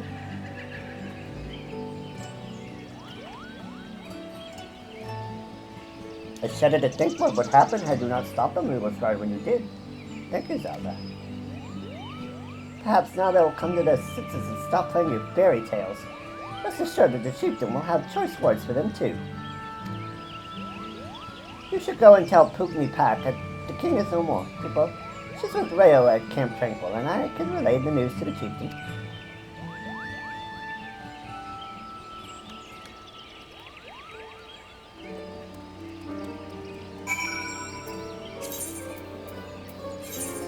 Let's go talk to Rayo.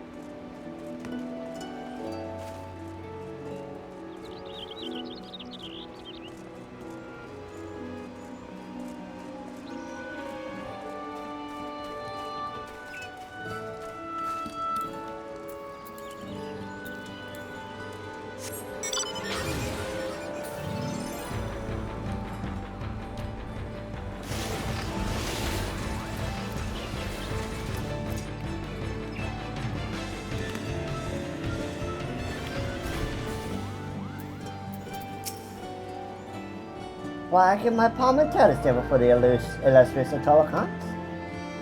And yet I now stand before you, which is what I heard from Rayo is the next best thing, Koopa.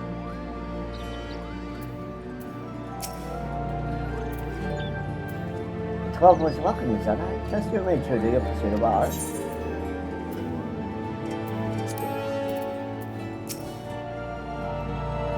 Do I dare blame my ears?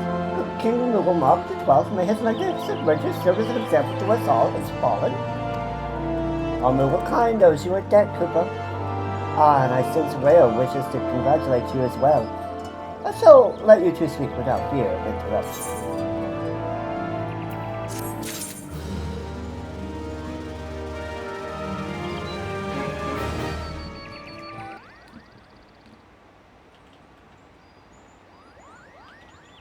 Alright, 3 more MSQ quests to go. On the properties of primals, your bravery and service to the Twelveswood and Illegals shall not be forgotten, Zelda. My sister would doubtless wish to hear the tale of this great victory from the mouth of the woman responsible. Pray return to the Lotus Stand and treat her to a full account of the day's events. The details are fresh in your mind.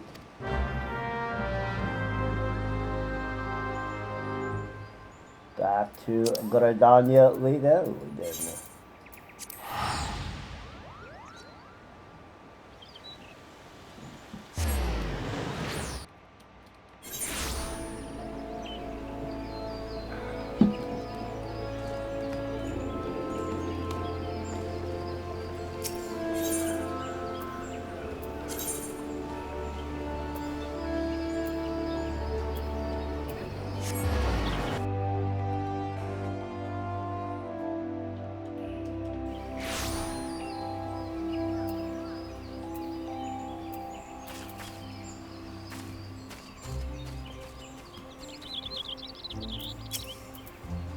The elder seats here is expecting you, madam. We'll show you in.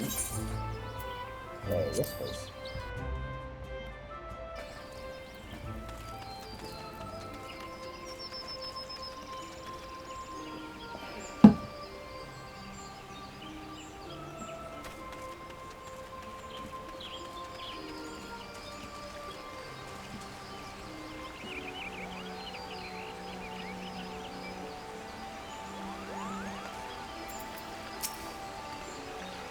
Zelda, Koopa Cop says you killed the king.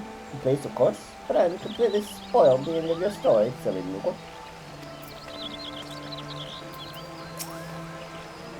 By Lewis Schwab's definition, late King Rugelmonk XII was indeed a primal. But how can that be? It defies all precedent.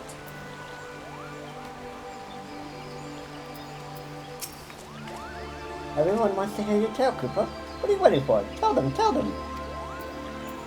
Okay. We'll tell them.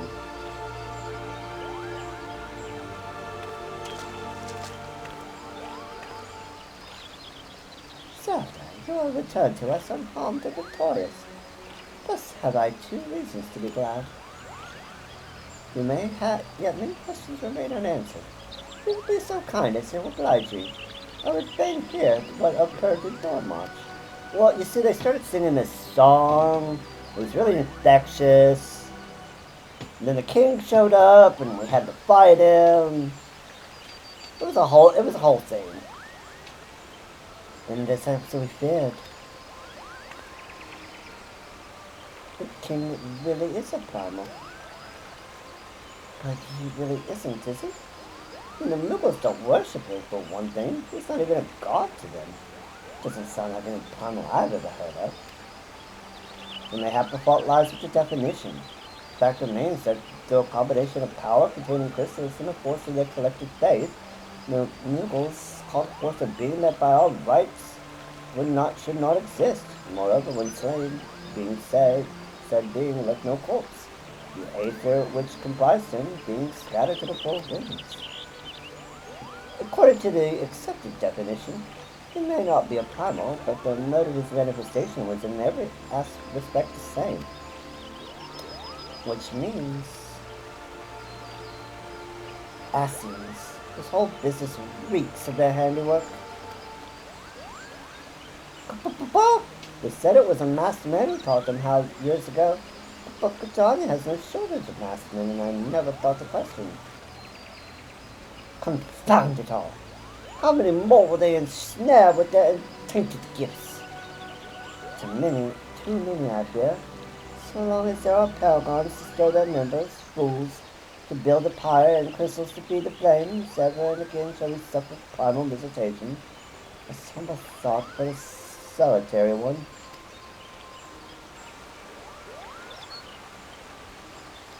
My heartfelt thanks, Zelda. Already the information you provided has proven invaluable. The Grand Supper Marshal and I have much to discuss.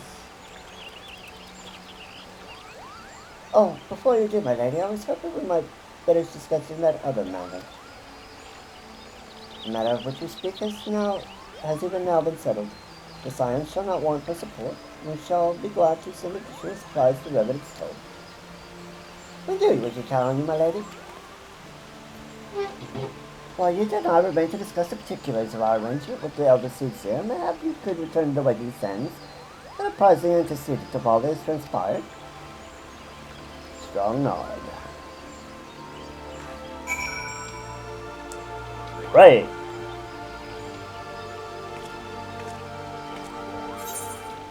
Return to the waiting sands.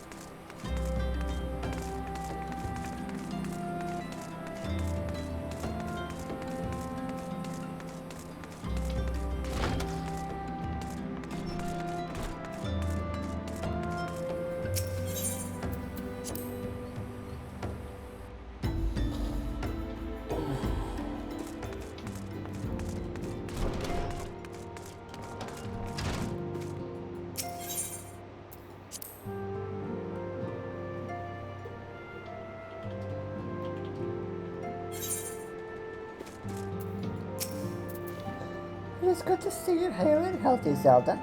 I received word from Rita and Papalina that you had felt cooking Muggle the 12th, but I'd hope to hear your version of the tale. Well, you see, there was a sound, and the Muggles started singing this song, and it was really, really catchy, and we started singing along, and then it told us how the fight was supposed to go, and then we killed all the then we knocked out all the Muggles guard, and felled the Primal. It was a whole deal.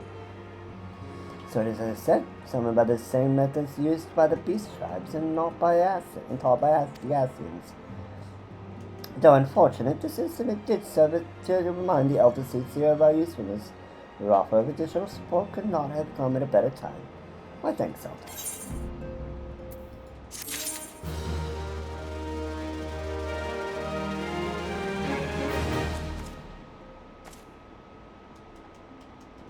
The gifted.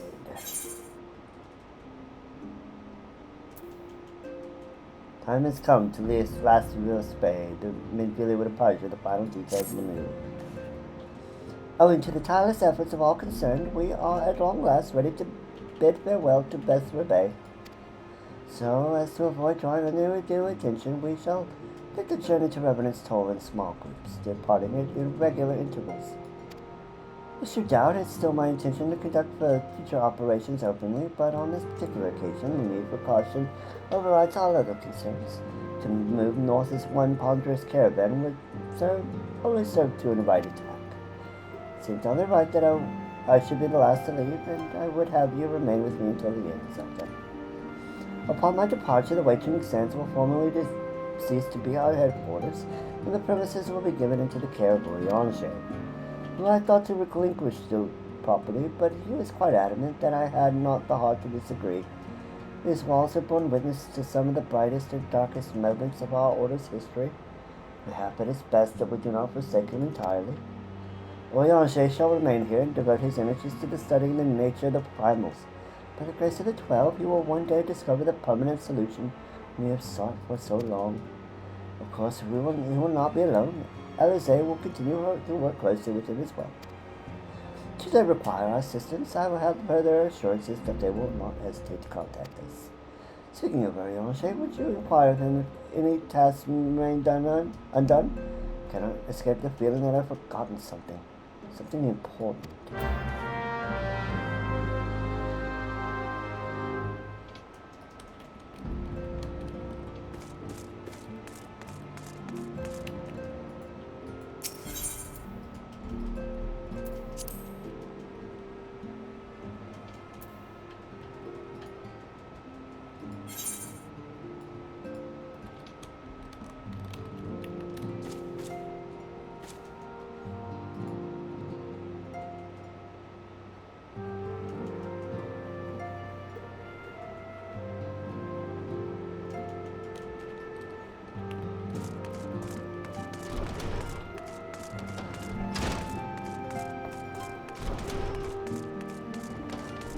Let's go talk to Oriange.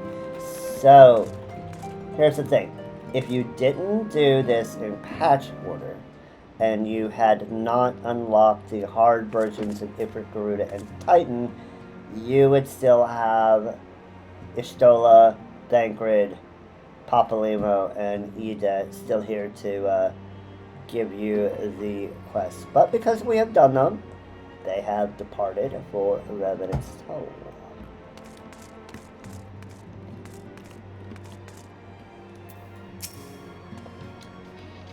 Thou art ever welcome, Zelda, but I require no assistance. Pray, take thy leave, unburdened by concern for my well-being. Verily, thy countenance bespeaks a desire to quit this place without further delay. Now thou thinkest this chapter of our tale concluded, that these halls should rightly be consigned to the annals of history, and man's earnest sees the future, and how readily he doth set down the past.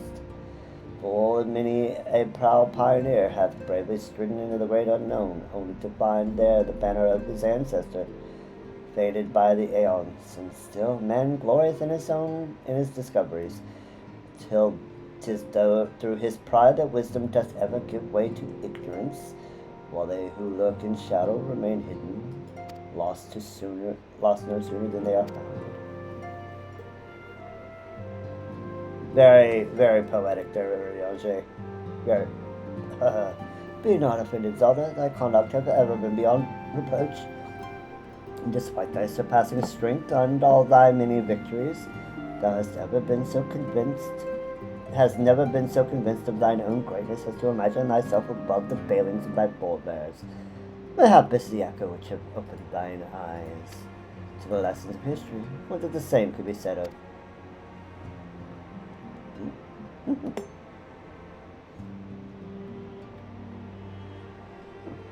Ah! Uh-oh. Whence came that cry? The cellar. 'Twill offend the antecedent.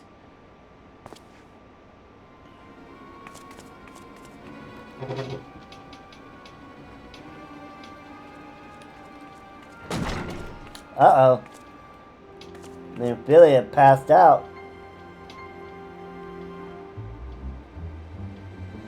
Zelda, you must. Uh-oh, Echo Vision. Echo time.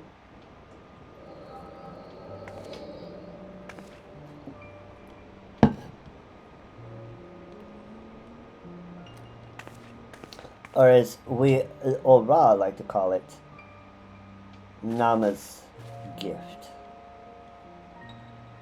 Tell me, Louisoix, would you have done the same? Louisoix Lavilleur was a remarkable man, wise upon mortal measure. Would that I had met him prior to his passing.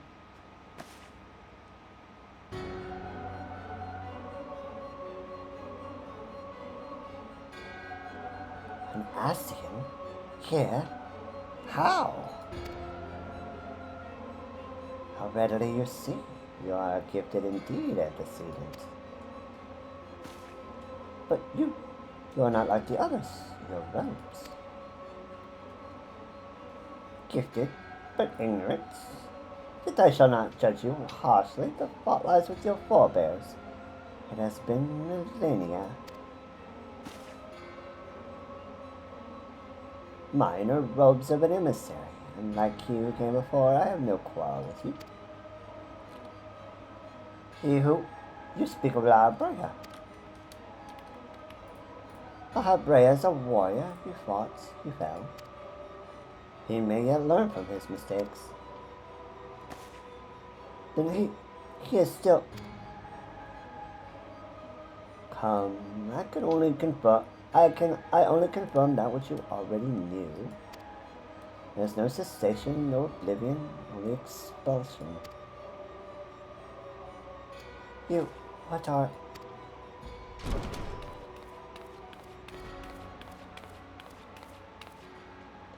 We're ready when you are, my lady, if there's nothing else. Is there something the matter? I feel the same way. After everything that's happened here, it feels strange to me, but I'm sure we'll soon get used to Revenant's toe. Well, I'll let you say your goodbyes. Take as long as you like, my lady. We shall part whenever you're ready.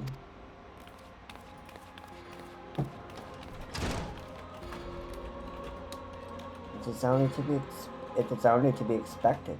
She lacks the gift and knowledge both. To her, we are indistinct. I do not understand. Shadowless, fleshless, formless. The truth there is in each tale is diluted by time and telling. Knowledge dictates expectation, and expectation colors perception. Just as she perceived not. So it is with all but a chosen few. Even you, when young, could not yet see with eyes unclouded. You know nothing about me, nothing. The gift grants you clarity, grants you focus. Within you may in time come to see us as we are, rather than this crude approximation. La Brea did not think so highly of the Echo. La Brea is wrong about a great many things. The Echo is indeed a gift, albeit one you have yet to master. And if we did, There would be no strife between our peoples, but we would be with one mind. I leave as I came, in peace. Antecedent, we may we meet again as friends. Wait, stay where you are.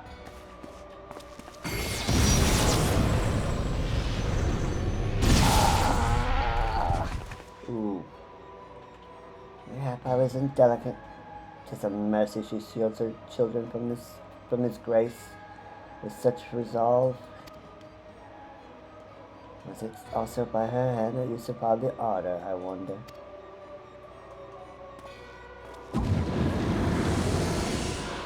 Oh.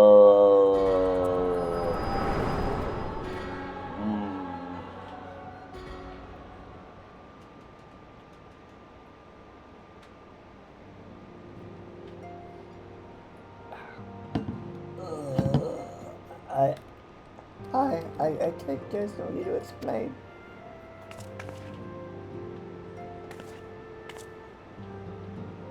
Save your concern, he didn't mean no lasting harm.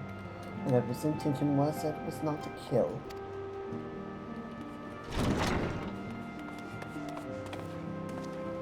I heard a cry. What happened? Are you alright? You look faint. Do you need to lie down? I can fetch you a flask of my special tonic. Orianche, send word to the students of Baldessian. Tell them to scour the archives, the forbidden terms in particular. If there's any reference to an Ascian robed in white, however oblique, I would know of it. An Ascian, my lady. Was that what gave you cause to cry out? Strong nod. I did, but a moment ago, glimpse a figure clad in white set forth from the waking sands. Yet Ascians are wont to employ teleportation magics. Why would one be so brazen? I know not, and I care not. Find him, Zelda. Turn every stone in Vesper Bay if you have to. Strong nod. Pray, attend me, Tatara.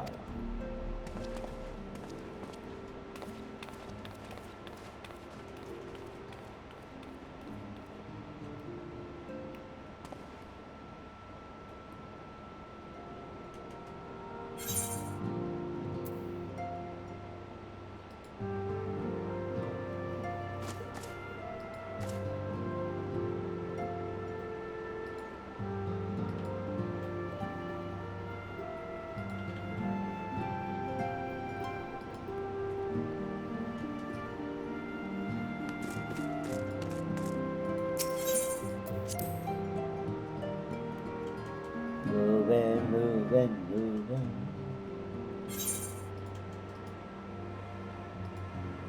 Getting close, chat. Getting super close to the end of 2.1's MSQ.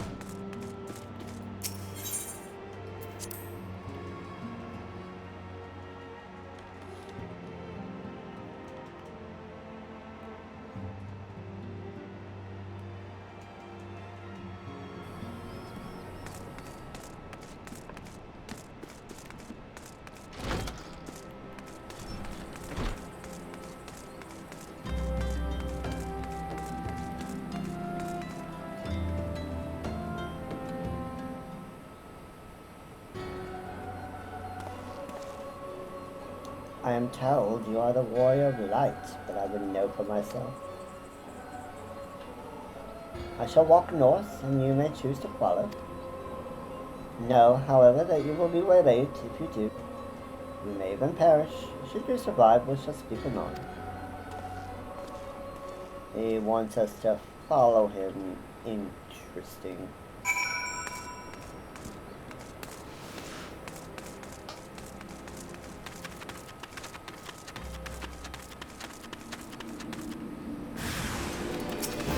You are being judged.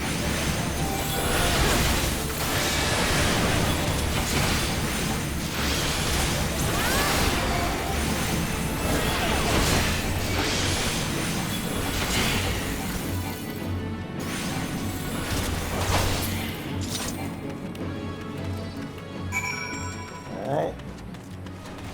Trial 1 done.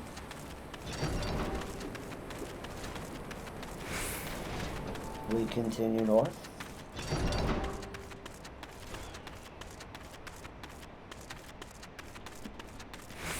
Trial number 2.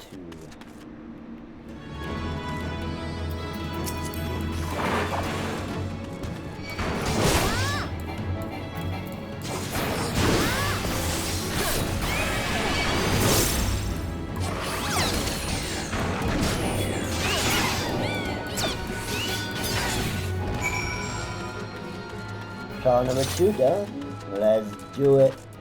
Let's do it.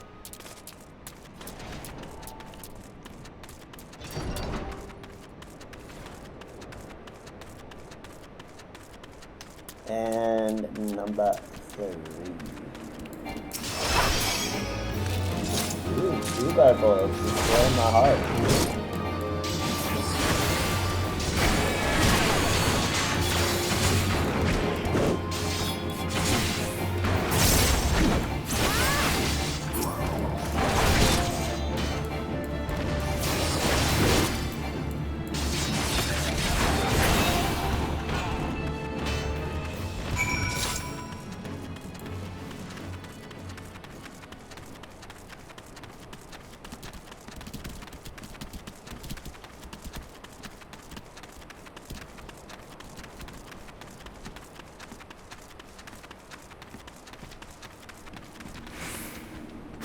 Trial number 4.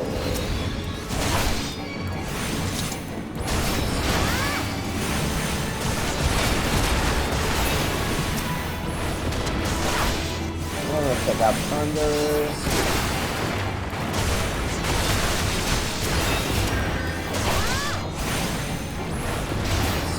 Thunder.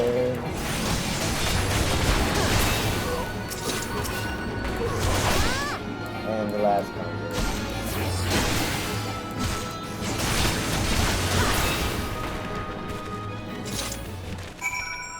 Well, we did all your trials there, sir. Mr. Emissary. Remarkable. Truly remarkable. I thank you for granting me this indulgence.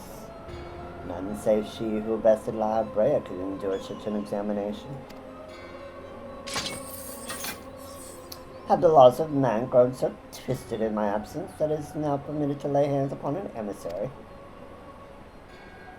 You bore witness to my audience of the antecedent, did you not? Do you know I only acted in self-defense? I realize the same cannot be said of La Brea. Even amongst his brethren, he is considered unique. Nevertheless, I cannot wholly condemn his misdeeds, for through them we discovered you, one so strong in the gift that she could cast us out. Your mother favors you still, that much is plain. But surely you must feel it. Her influence wanes, and her strength shall soon be spent. These lands, these people, this world, all shall soon change. As it was, so shall be again, as it should always have been. Doubt my claims and question my motives, if you will. Only believe me when I say this. I am Elidibus, emissary, bearer of the word of the one true God, and we shall meet again.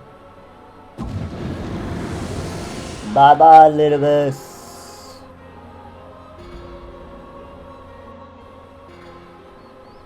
Lady baby.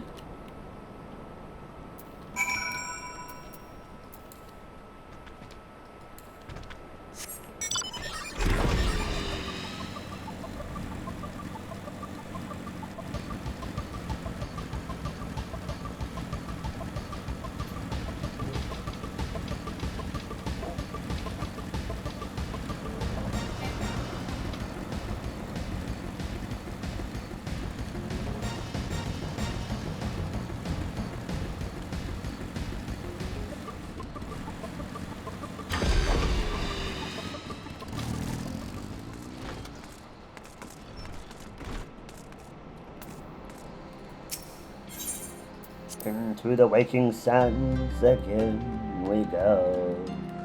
Pray return.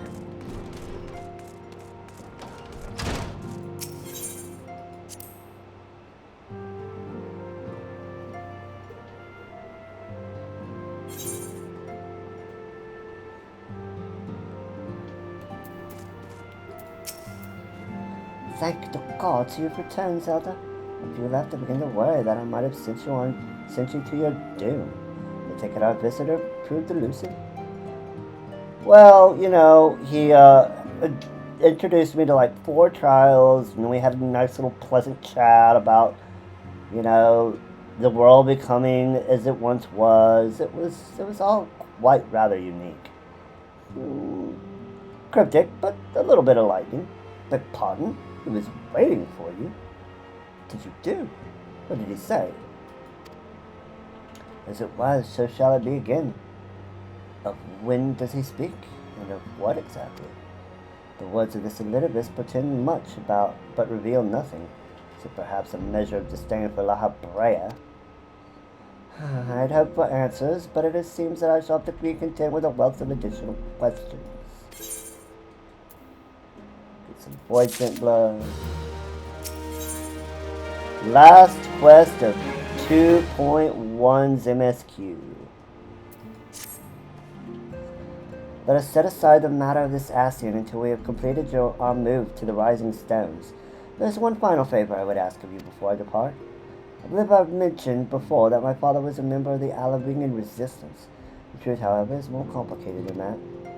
As far as the Empire knew, he was a spy.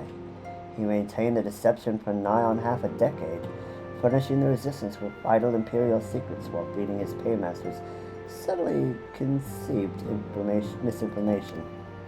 When he died some 15 years ago, my father left behind his journal, which I have closely guarded ever since. It contains every shred of information he and his agents could steal on what they believed to be the single greatest threat to Eorzea, the Primals.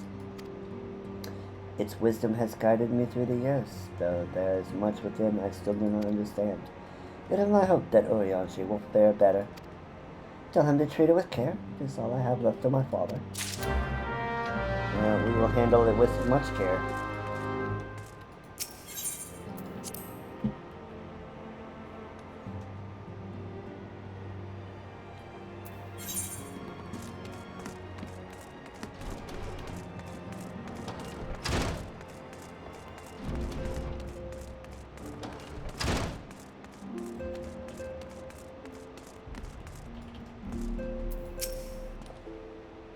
I thought they departed. What, in dost thou linger? What in the Zelda? Well, mentally wondering on this. The father's final bequest, the daughter's lifelong labor. It is no small thing to surrender such a cherished memento. While I can imagine the antecedents' pain, upon my honor I swear to spare no effort in the study of these materials, lest my lady's sacrifice be in vain. Alright, I need to go use the bathroom real quick. We'll pause right here, and I'll be back after the running to answer the call of the step, as it were.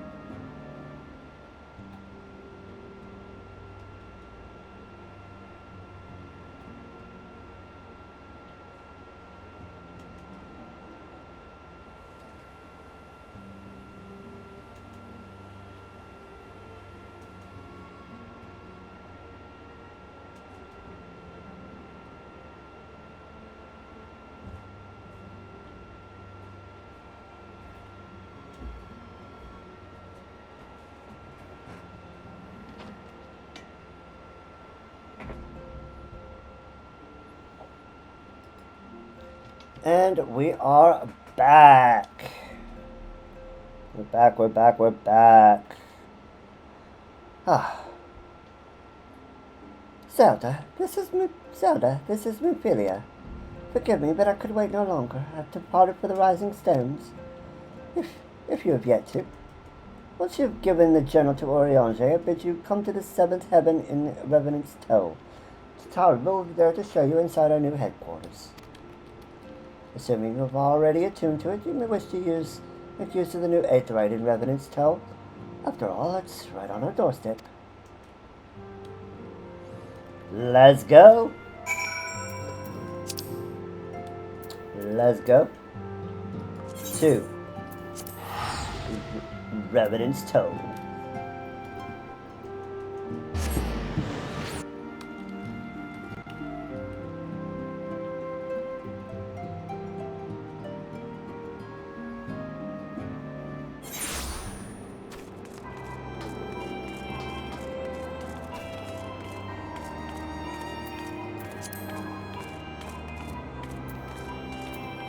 Hello, potato. Hello, potato. Oh, Zelda, there you are. You're here. Good, good. We're all wondering when you'd show up. As I was just telling your restive receptionist here, I'm pleased to inform you that all the documents are prepared and all signatures signed. The Rising Stones is officially yours. Splendid. From this day forth, I shall spare no effort in seeing that it is as welcome and comfortable a home for us as the Waking Sands ever was. That said, this is somewhat intimidating, is it not? So many unfamiliar places and unfamiliar faces. Take that odd-looking fellow over there, for example. He's been eyeing us most suspiciously ever since we arrived. Cannot help but wonder if we are truly safe here. Hint, hint. Crystal Tower. Crystal Tower. Crystal Tower. Ah, that man. I can't say I've spoken to him, but rumor has it he has come to hunt for ancient treasures in the Crystal Tower. Looks a little sus there, chat. You see the structure I speak of now? It'll be hard to miss that massive pillar of shining crystal that looms high over the land just to the southeast of here. If it wasn't so bleeding foggy, we'd have a better view of it. And the tales are to believe it's a remnant of some ancient civilization. The details remain a mystery, and it's no doubt why it's drawn in adventurers and scholars from all over looking to unearth its secrets. The man over there is no exception, and if my instincts are true, he knows more than most. If you're curious about the tower yourself, you could do worse than talk to him and see what he knows. Why, if I weren't otherwise occupied with my duties here, I'd have a mind to join you. I mean, just look at it. I can scarce begin to imagine what wonders lie inside. Hint, hint, go to Crystal Tower. Why, it's wonderful to hear. Just rest assured that this receptionist will work just as hard to see that our efforts do not skip a beat despite the relocation. And with that, Zelda, I do believe it's time you officially announced your presence to everyone inside. The antecedent and the others will surely be overjoyed to see you.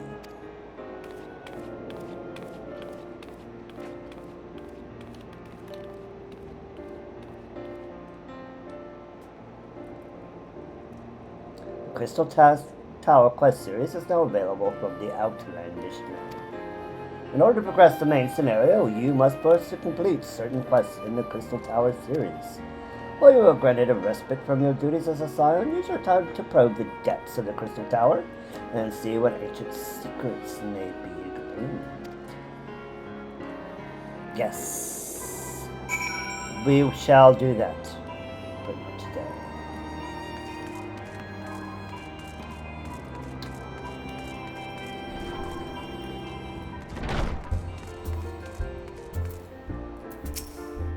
Welcome to my new home, the Rising Stones. Isn't it lovely? Why are you standing around here talking to me? Everyone's waiting for you inside. Okay, Tadaru, twist my arm, why don't you? And here we are, chat. The Rising Stones. Colton A. Good to see you. I did not realize the signs had moved until I arrived in Vesperville. Thank you, Ariane was kind enough to direct me here. I know I've only just joined, but if there's anything I can do to help, please let me know.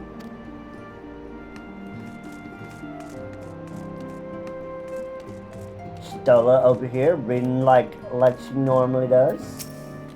As you can see, our Charlie allies have furnished us with a wealth of new tomes. Could be prudent for you to broaden your knowledge as well. Tankard. As ravishing as ever. Perhaps for all time's sake she would. God, Zelda, don't stick up on me like that.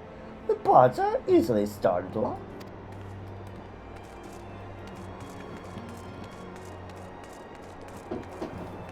Ida. I love the smell of victory in the morning. It smells like sweat. No. Montoy sauce. No. Victory, yes. Victory.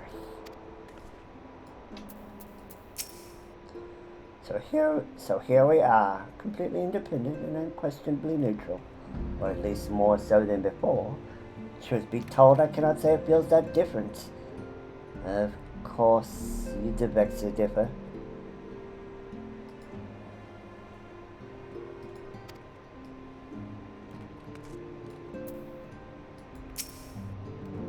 Oh, the horror.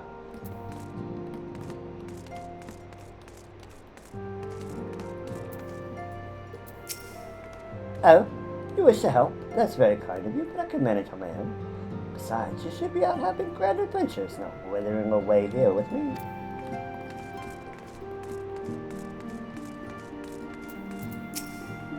Is it not wonderful, Zelda? There is a single presumptuous emerging has darkened our door. I know full well they will come in time, but for now let us enjoy the respite.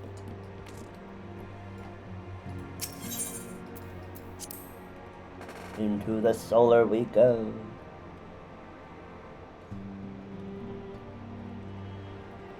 And we will do the ad.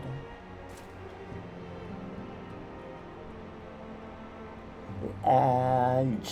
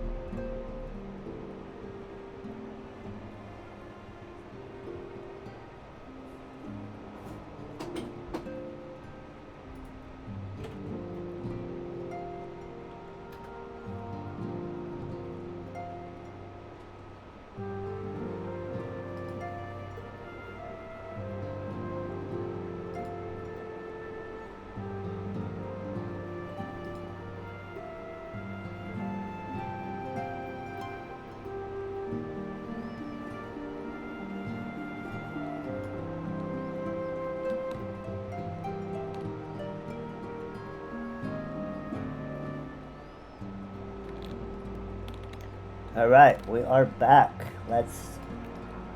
From the ad, let's go ahead and talk to Ophelia one more time for 2.1.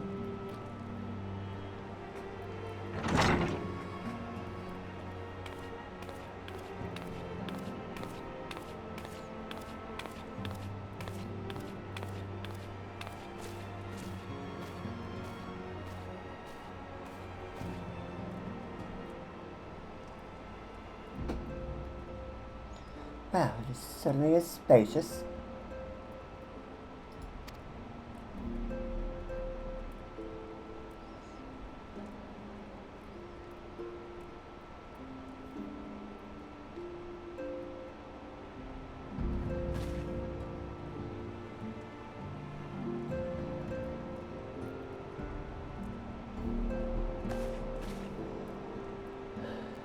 Today's work should begin for the science of the seventh dawn.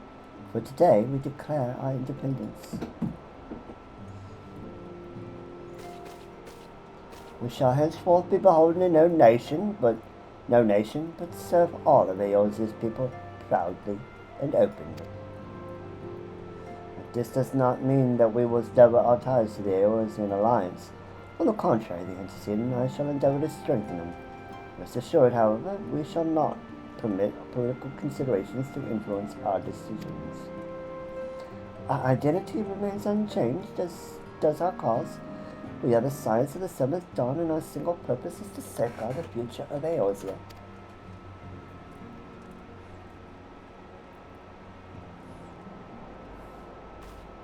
For Eosia!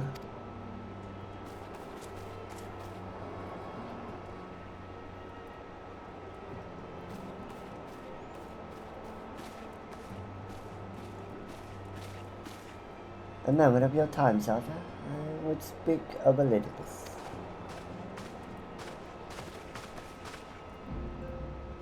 Pardon the intrusion, my lady, but a matter which brings me will admit no delay.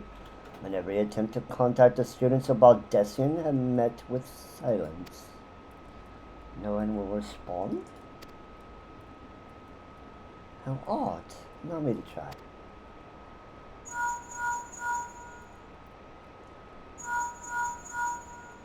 Nobody's picking up the phone, Minipelia. No response. Surely they will not ignore us. They have never yet, my lady. Then we must assume the worst. No, I will not believe it. An outpost, perhaps, but not their headquarters.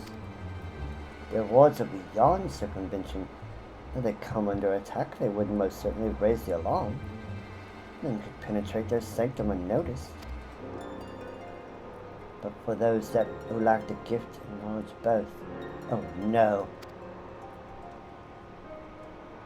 Contact our agents in the field at once. God has befallen the students of Baldessian. They may know of it. Though the thought of it pains me, until such time as we have evidence to the contrary, we can but assume the worst. Accordingly, we must needs seek another source of information on Elidibus. It is possible that others in the homeland are possessed of such knowledge. Be rarely warned, however, they are unlikely to yield it unconditionally. Do what you must.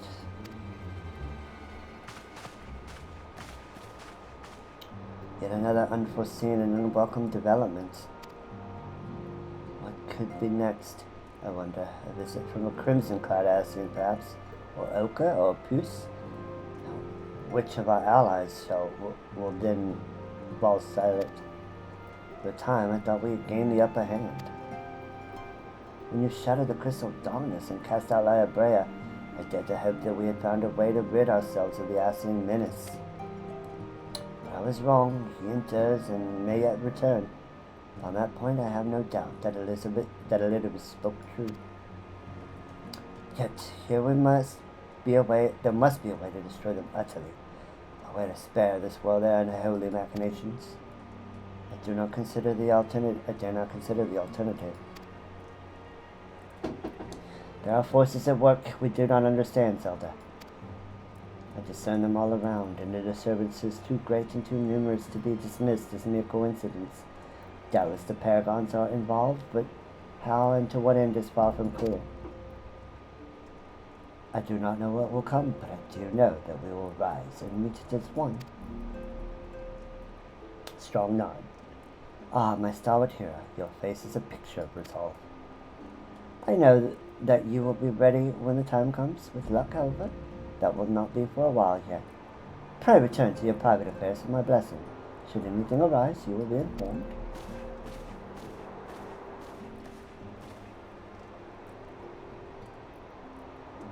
Kaya, where are you?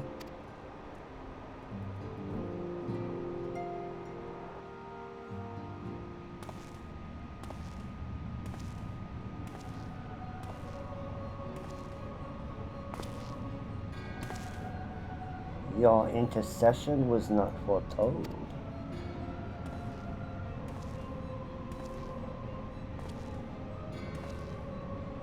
You object. We question. Our plans are in motion. Your intentions unclear. They survived the 7th ARR and are stronger now in the gift. Does that not intrigue you?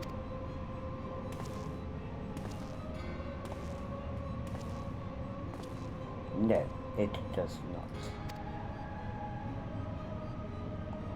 Serve as you will, serve too shall I. We labor not at cross purposes. The wisdom of his plan shall come apparent in time, when the veil is lifted from their eyes, and at long last they see.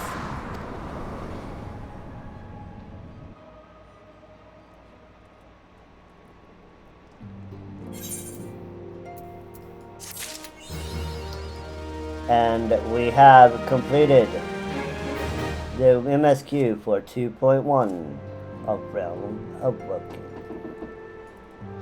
Alright, before I decide to end the stream or not, let's take a look at what we have yet to do. So we have completed MSQ. Let's take a look what we would need for our relic.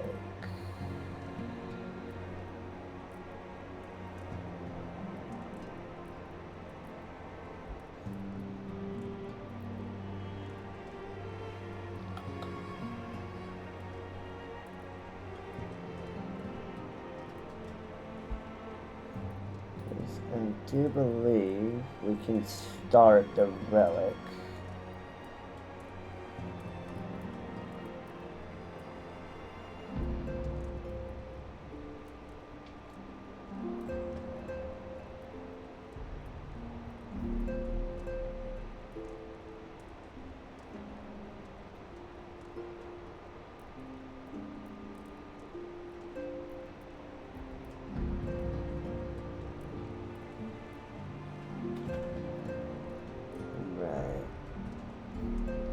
Let's go to the North Shroud. Let's see what we got there. Sold a Mithril Lance. Nice, nice.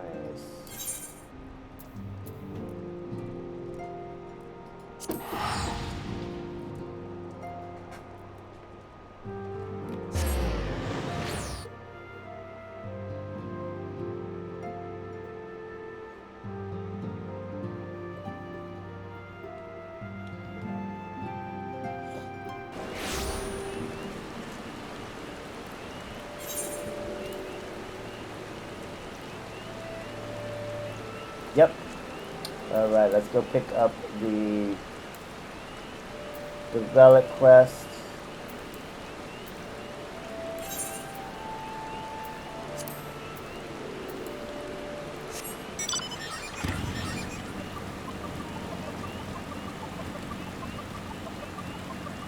This is the last, technically the last 2.0 things that we have to do.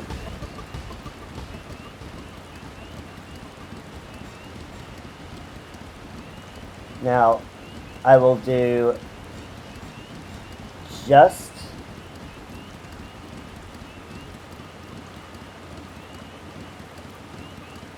as I've said before,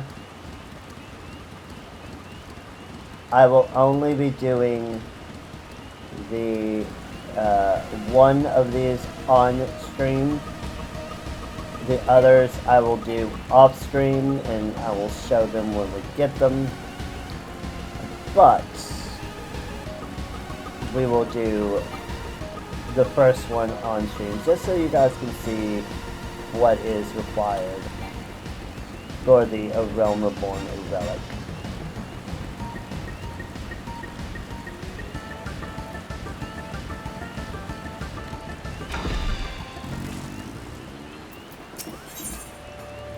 Alright, this will give us the Holy Shield and the Katana. Just let me make one thing clear. I might be as I'm repairing kettles to pay for yesterday's mead, but I got me pride as a matter of a weaponsmith. You'll get no less than the finest out of me forge. And it might be you've got that goddamn slip of paper, but it'll only get you so much. Restoring relics like these calls for some rare old materials, and I ain't got none. So if you want the job done, you'll have to run along and fetch them for me. So what is it you want restored? I want a sword and shield, thank you. Fancy yourself a knight in shining armor, eh? Whatever floats your boat, I suppose. Any road, it's katana you'll be wanting. Was the blade wielded by Jarl Tristan the True, one of the 3 first paladins. The story goes that when the first Sultan of Ul'dah formed the Sultan's Sword, he had 3 swords forged from the same ore used to make Oathkeeper, one for each of his champions. Katana was one of the blades, and it's laid to rest with the master when he kicked the bucket. Rumor has it, though, that Jarl Tristram's tomb is plundered recently and Katana taken. I'd wager a flagon of mead it was them Malzer that did the deed. Better makes me blood boil, imagining some filthy lizard struggling about Zanrak with such fine a blade. Any road, you need to retrieve Katana one way or the other. Though how you go about it makes no odds to me. I fancy you'll have to pry from the hands of a dead Malzer, though.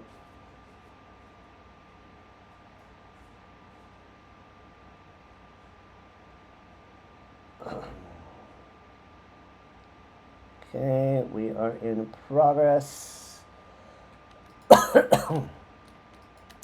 Hop over to Thanalan.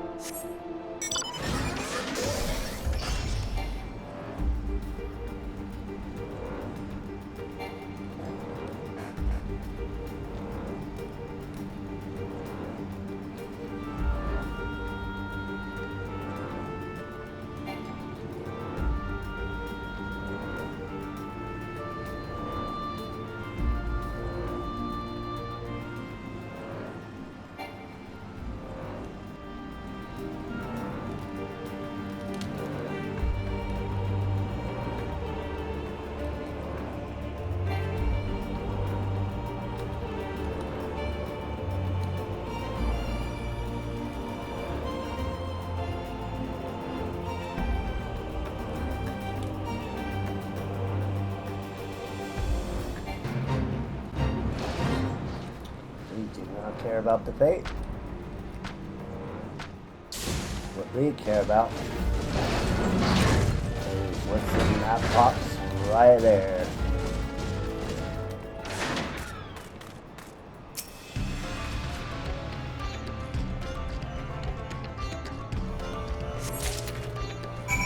Alright, back to the rope. We go.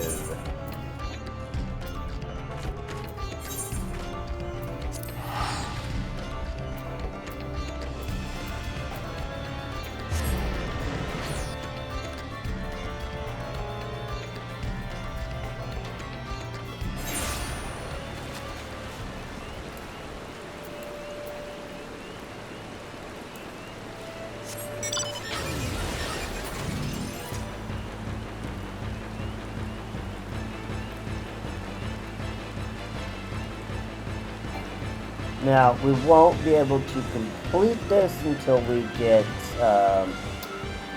the 2 Relic Reborn dungeons unlocked, but we'll do at least up to that point.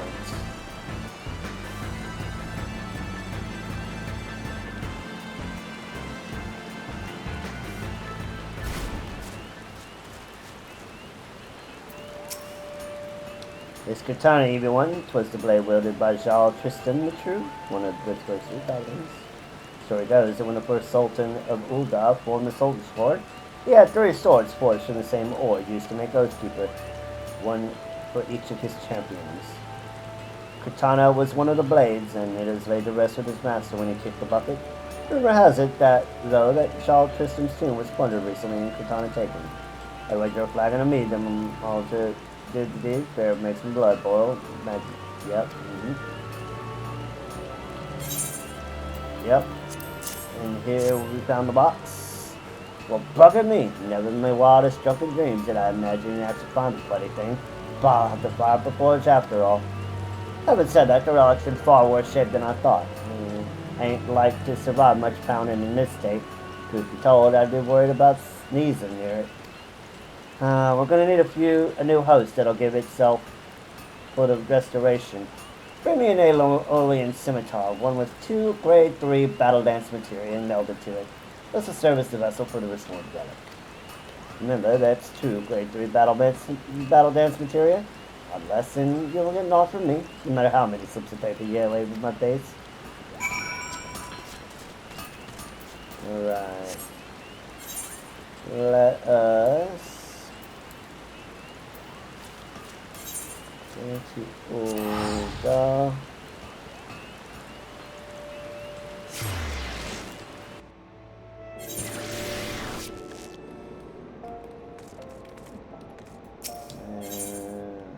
Internet. Separate have an exchange.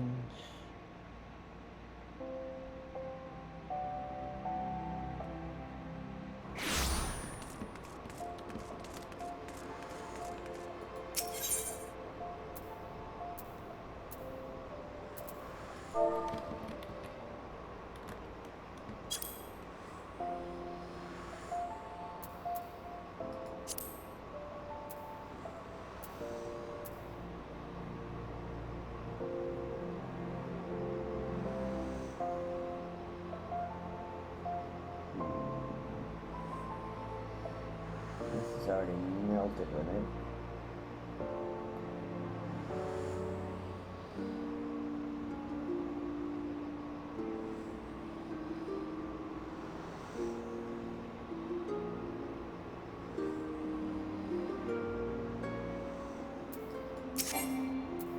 Let's see.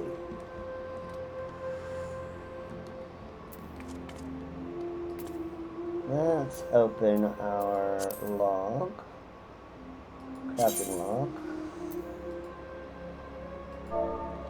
And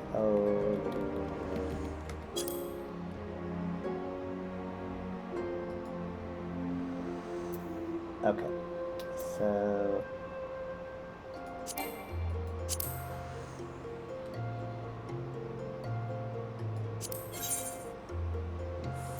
we need a dark steel nugget, a basilisk whetstone,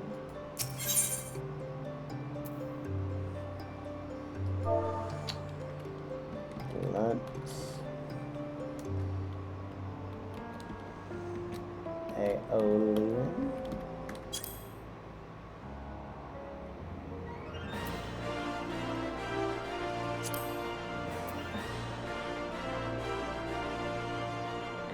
shop selling time.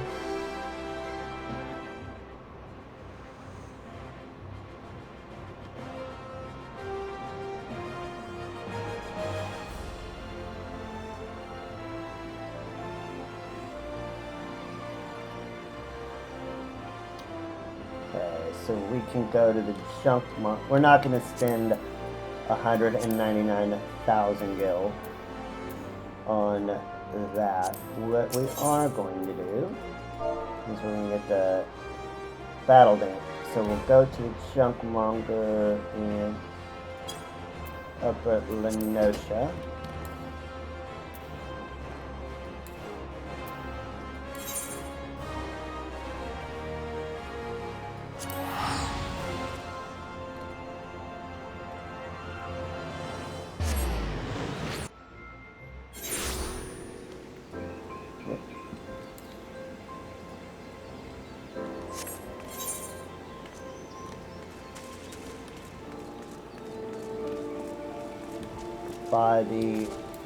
We'll get the pieces the old-fashioned way.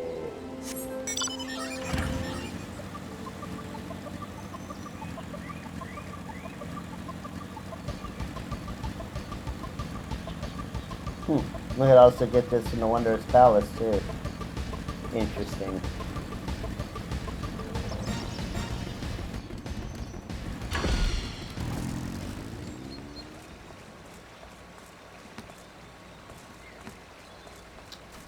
let's talk to the junkmonger.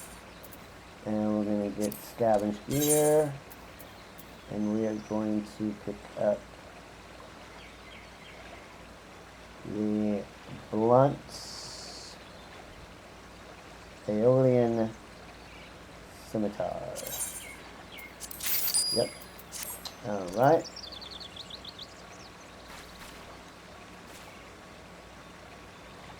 Now we need some dark steel. I believe we do have some in the Grand Company chest, if I'm not mistaken. Or in the Free Company chest. And we'll need a basilisk whetstone.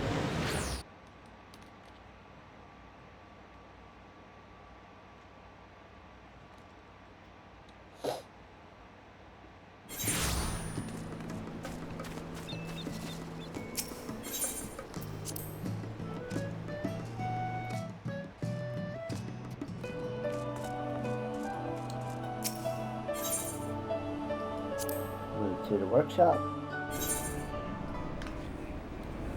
There's our good old Tomberry, being Mr. Tomberry. And we need one dark steel ore. This one. And a basilisk whetstone. Can we craft that? Or do we have to buy it or gather it?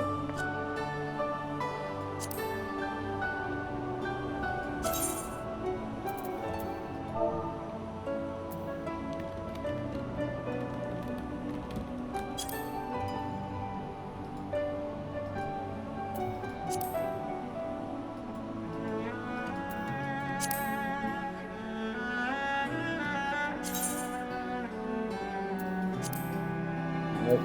We have to craft it. What do we need to craft it? A basilisk egg. Do we have that?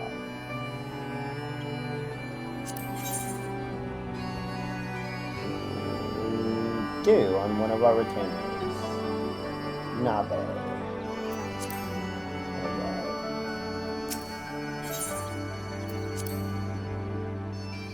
Let's look at Nabe.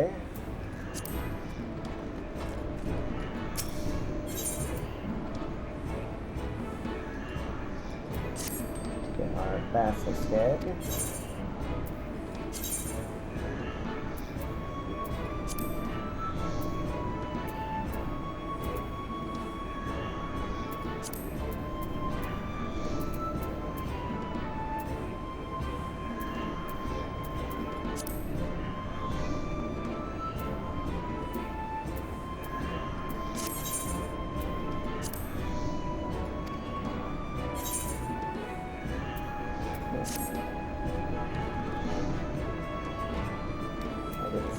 Let's look at it again.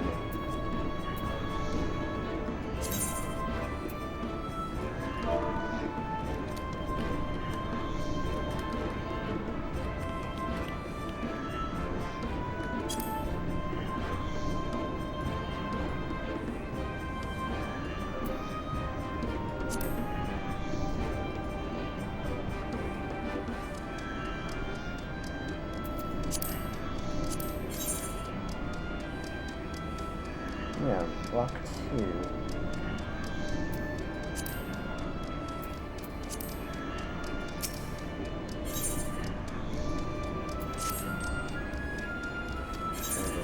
Miss it?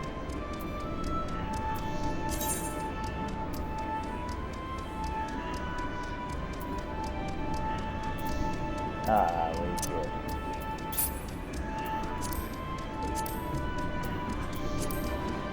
Alright. So, go ahead and make the whetstone.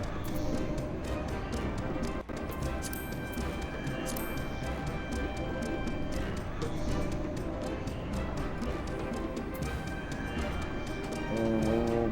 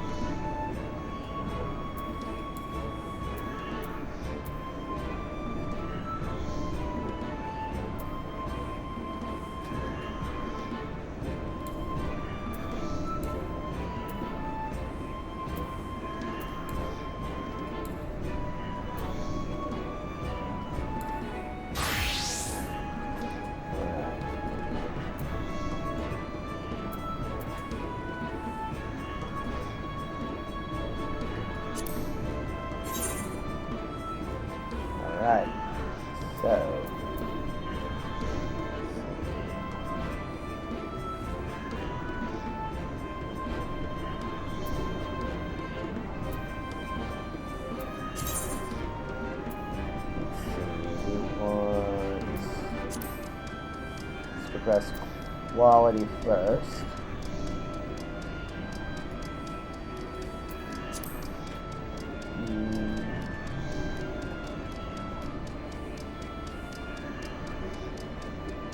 Actually, let's do Wilson memory first. Yep. That it did everything we needed to already. Okay. And then alien.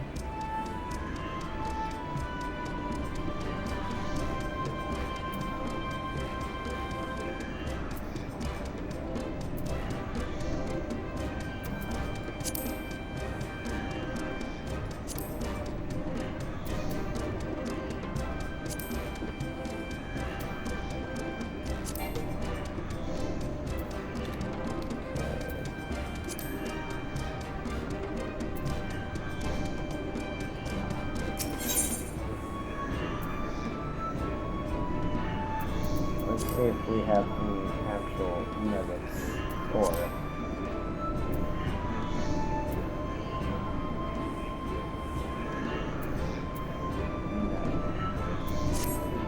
okay.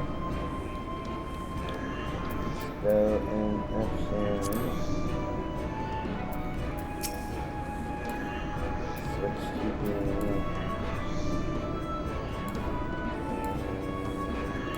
blacksmith.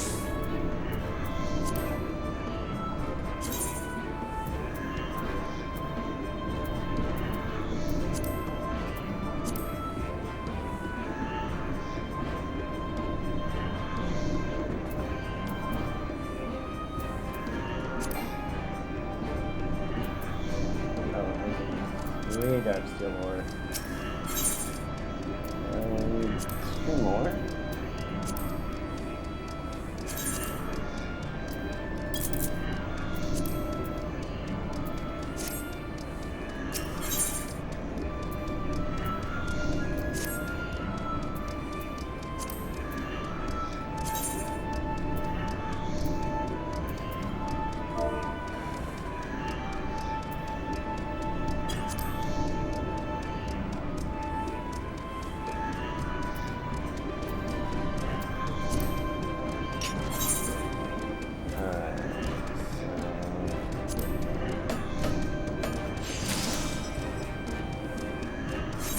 We're not gonna necessarily worry about that. Let's see. Now can we make this?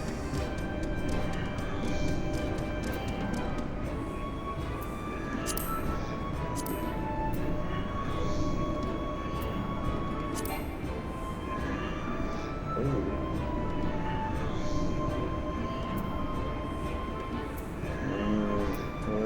Fire crystals.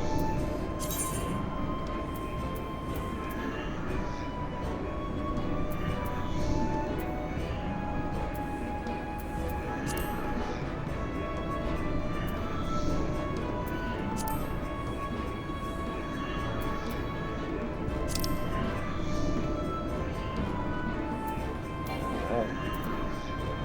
Let's go get the fire crystals, shall we?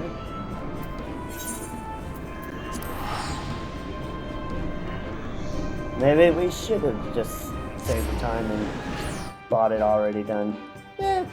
Whatever. This is fine, this is fine. Although when we actually make it, I'm going to actually do the quality first.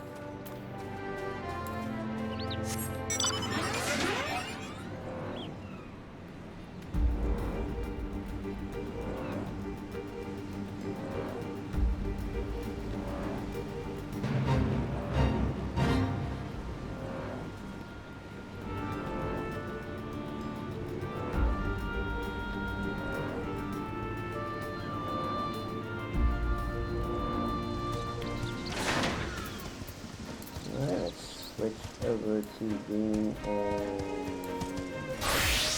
botanist.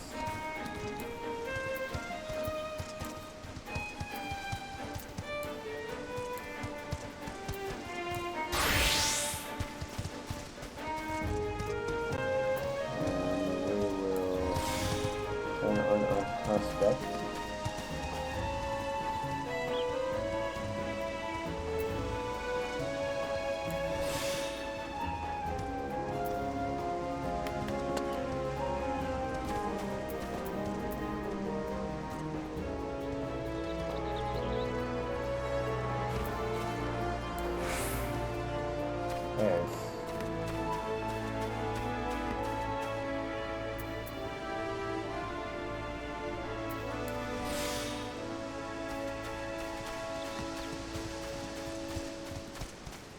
There's our node. Alright, go ahead and get some quick. 12's bounty.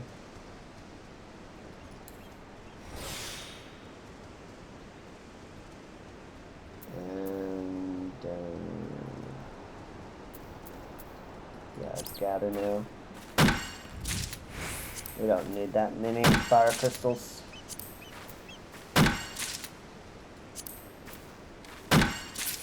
Just enough. Alright. Back to the house.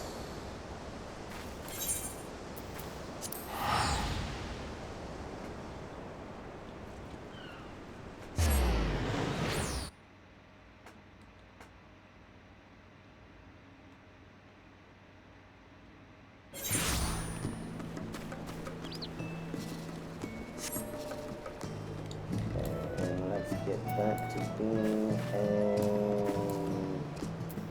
blacksmith. And let's open up our crafting log.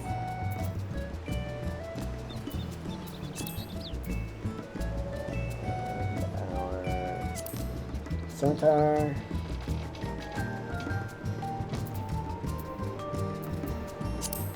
Just like that. Alright, so first we're going to work on our quality first.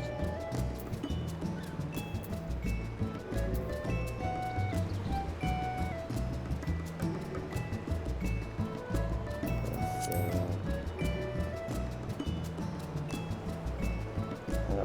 Some muscle memory will do 186.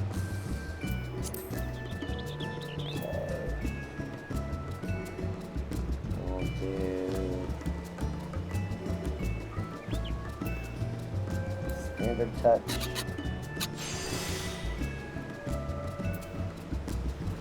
Right, that's blessing.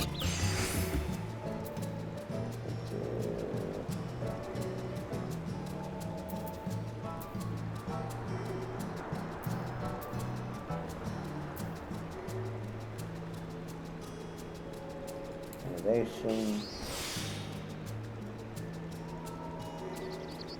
Another standard touch. Touch, standard touch, right, that's blessing, master's min,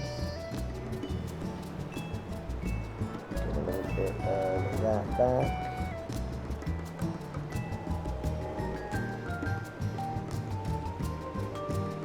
basic touch.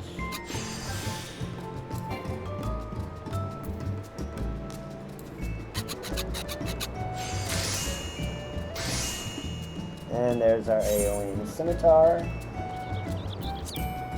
Alright, so now we need 2 battle dance material. Grade 3.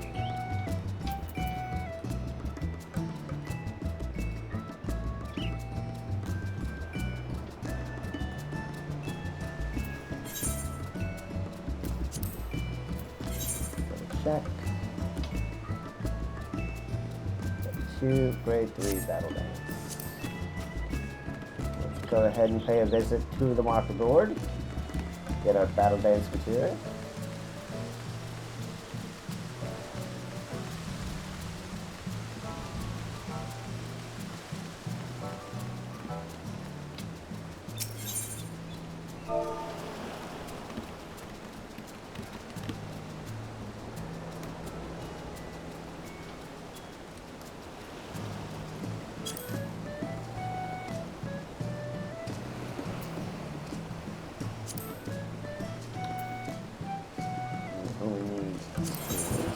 So let's go ahead and get that.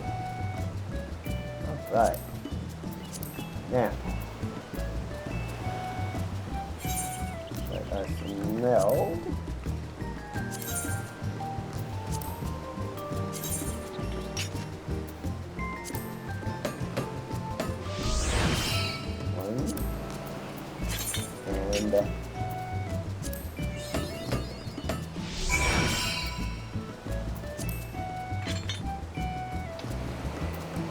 And we get the achievement, don't get it too attached, and beginner's luck.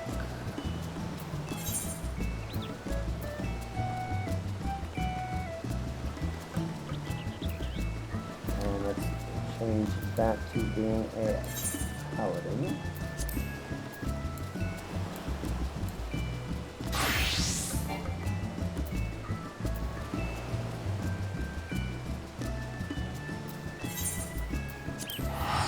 Go ahead and turn this in.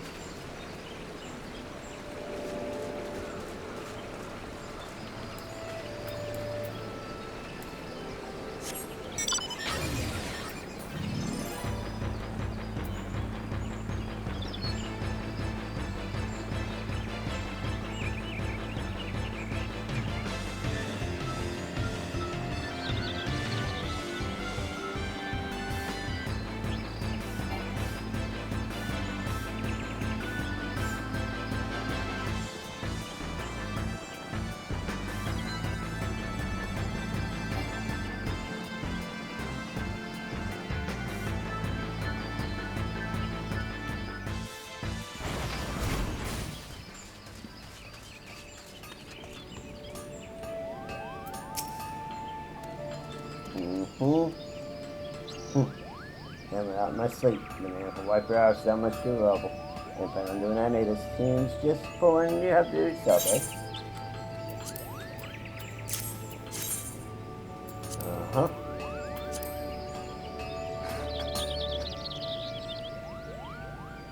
Ah, 'tis a fine base you bought me.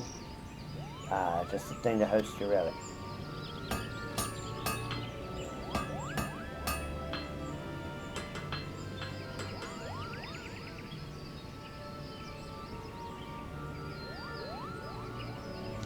Merge what's left of the relic with the host weapon. So the groundwork's done. Don't go jumping for joy just yet. There's still more to do. I need to work on the finishing touches, but due to the reinforcement work I've had to do, the weapon's proven rather stubborn in shape. To get around this, we'll be needing some aluminous salts. Substance made by grinding a rock salt called aluminum into fine grains. Lucky for you, though, it ain't easy to get a hold of.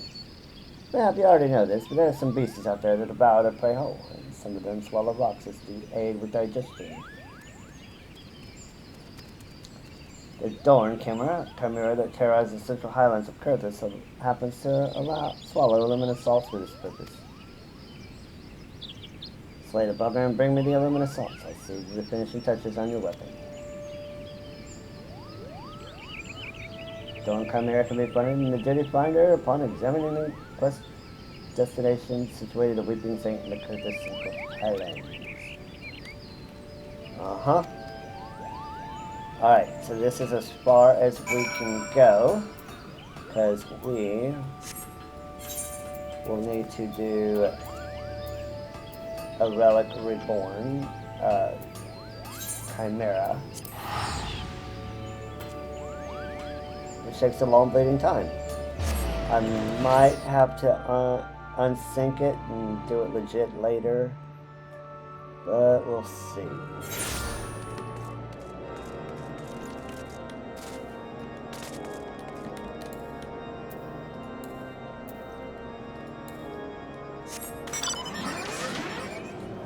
Because this takes a long time, and we do not have enough people to do a full 8-man party.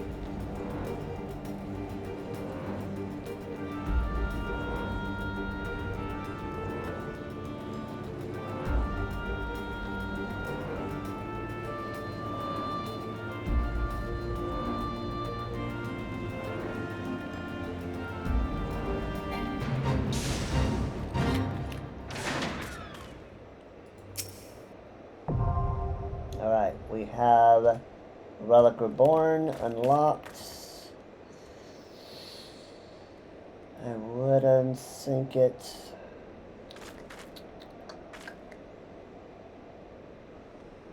Yeah, no. We're gonna pause it here.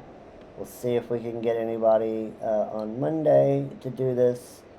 If not, then we'll just get what we can and unsync it and smash it out. But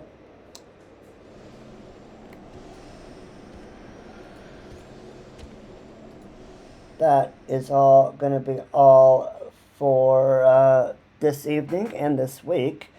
We will be back next time on Monday, normal time, 2 p.m. Pacific, where we will finish up the 2.0 relic step, hopefully, and start handling in other things like the 3 dungeons and getting started on getting all the things unlocked and all the things done for 2.1, including the Crystal Tower and all the other cool stuff.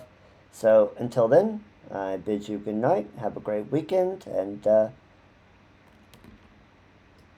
from me and Zelda, have a good night.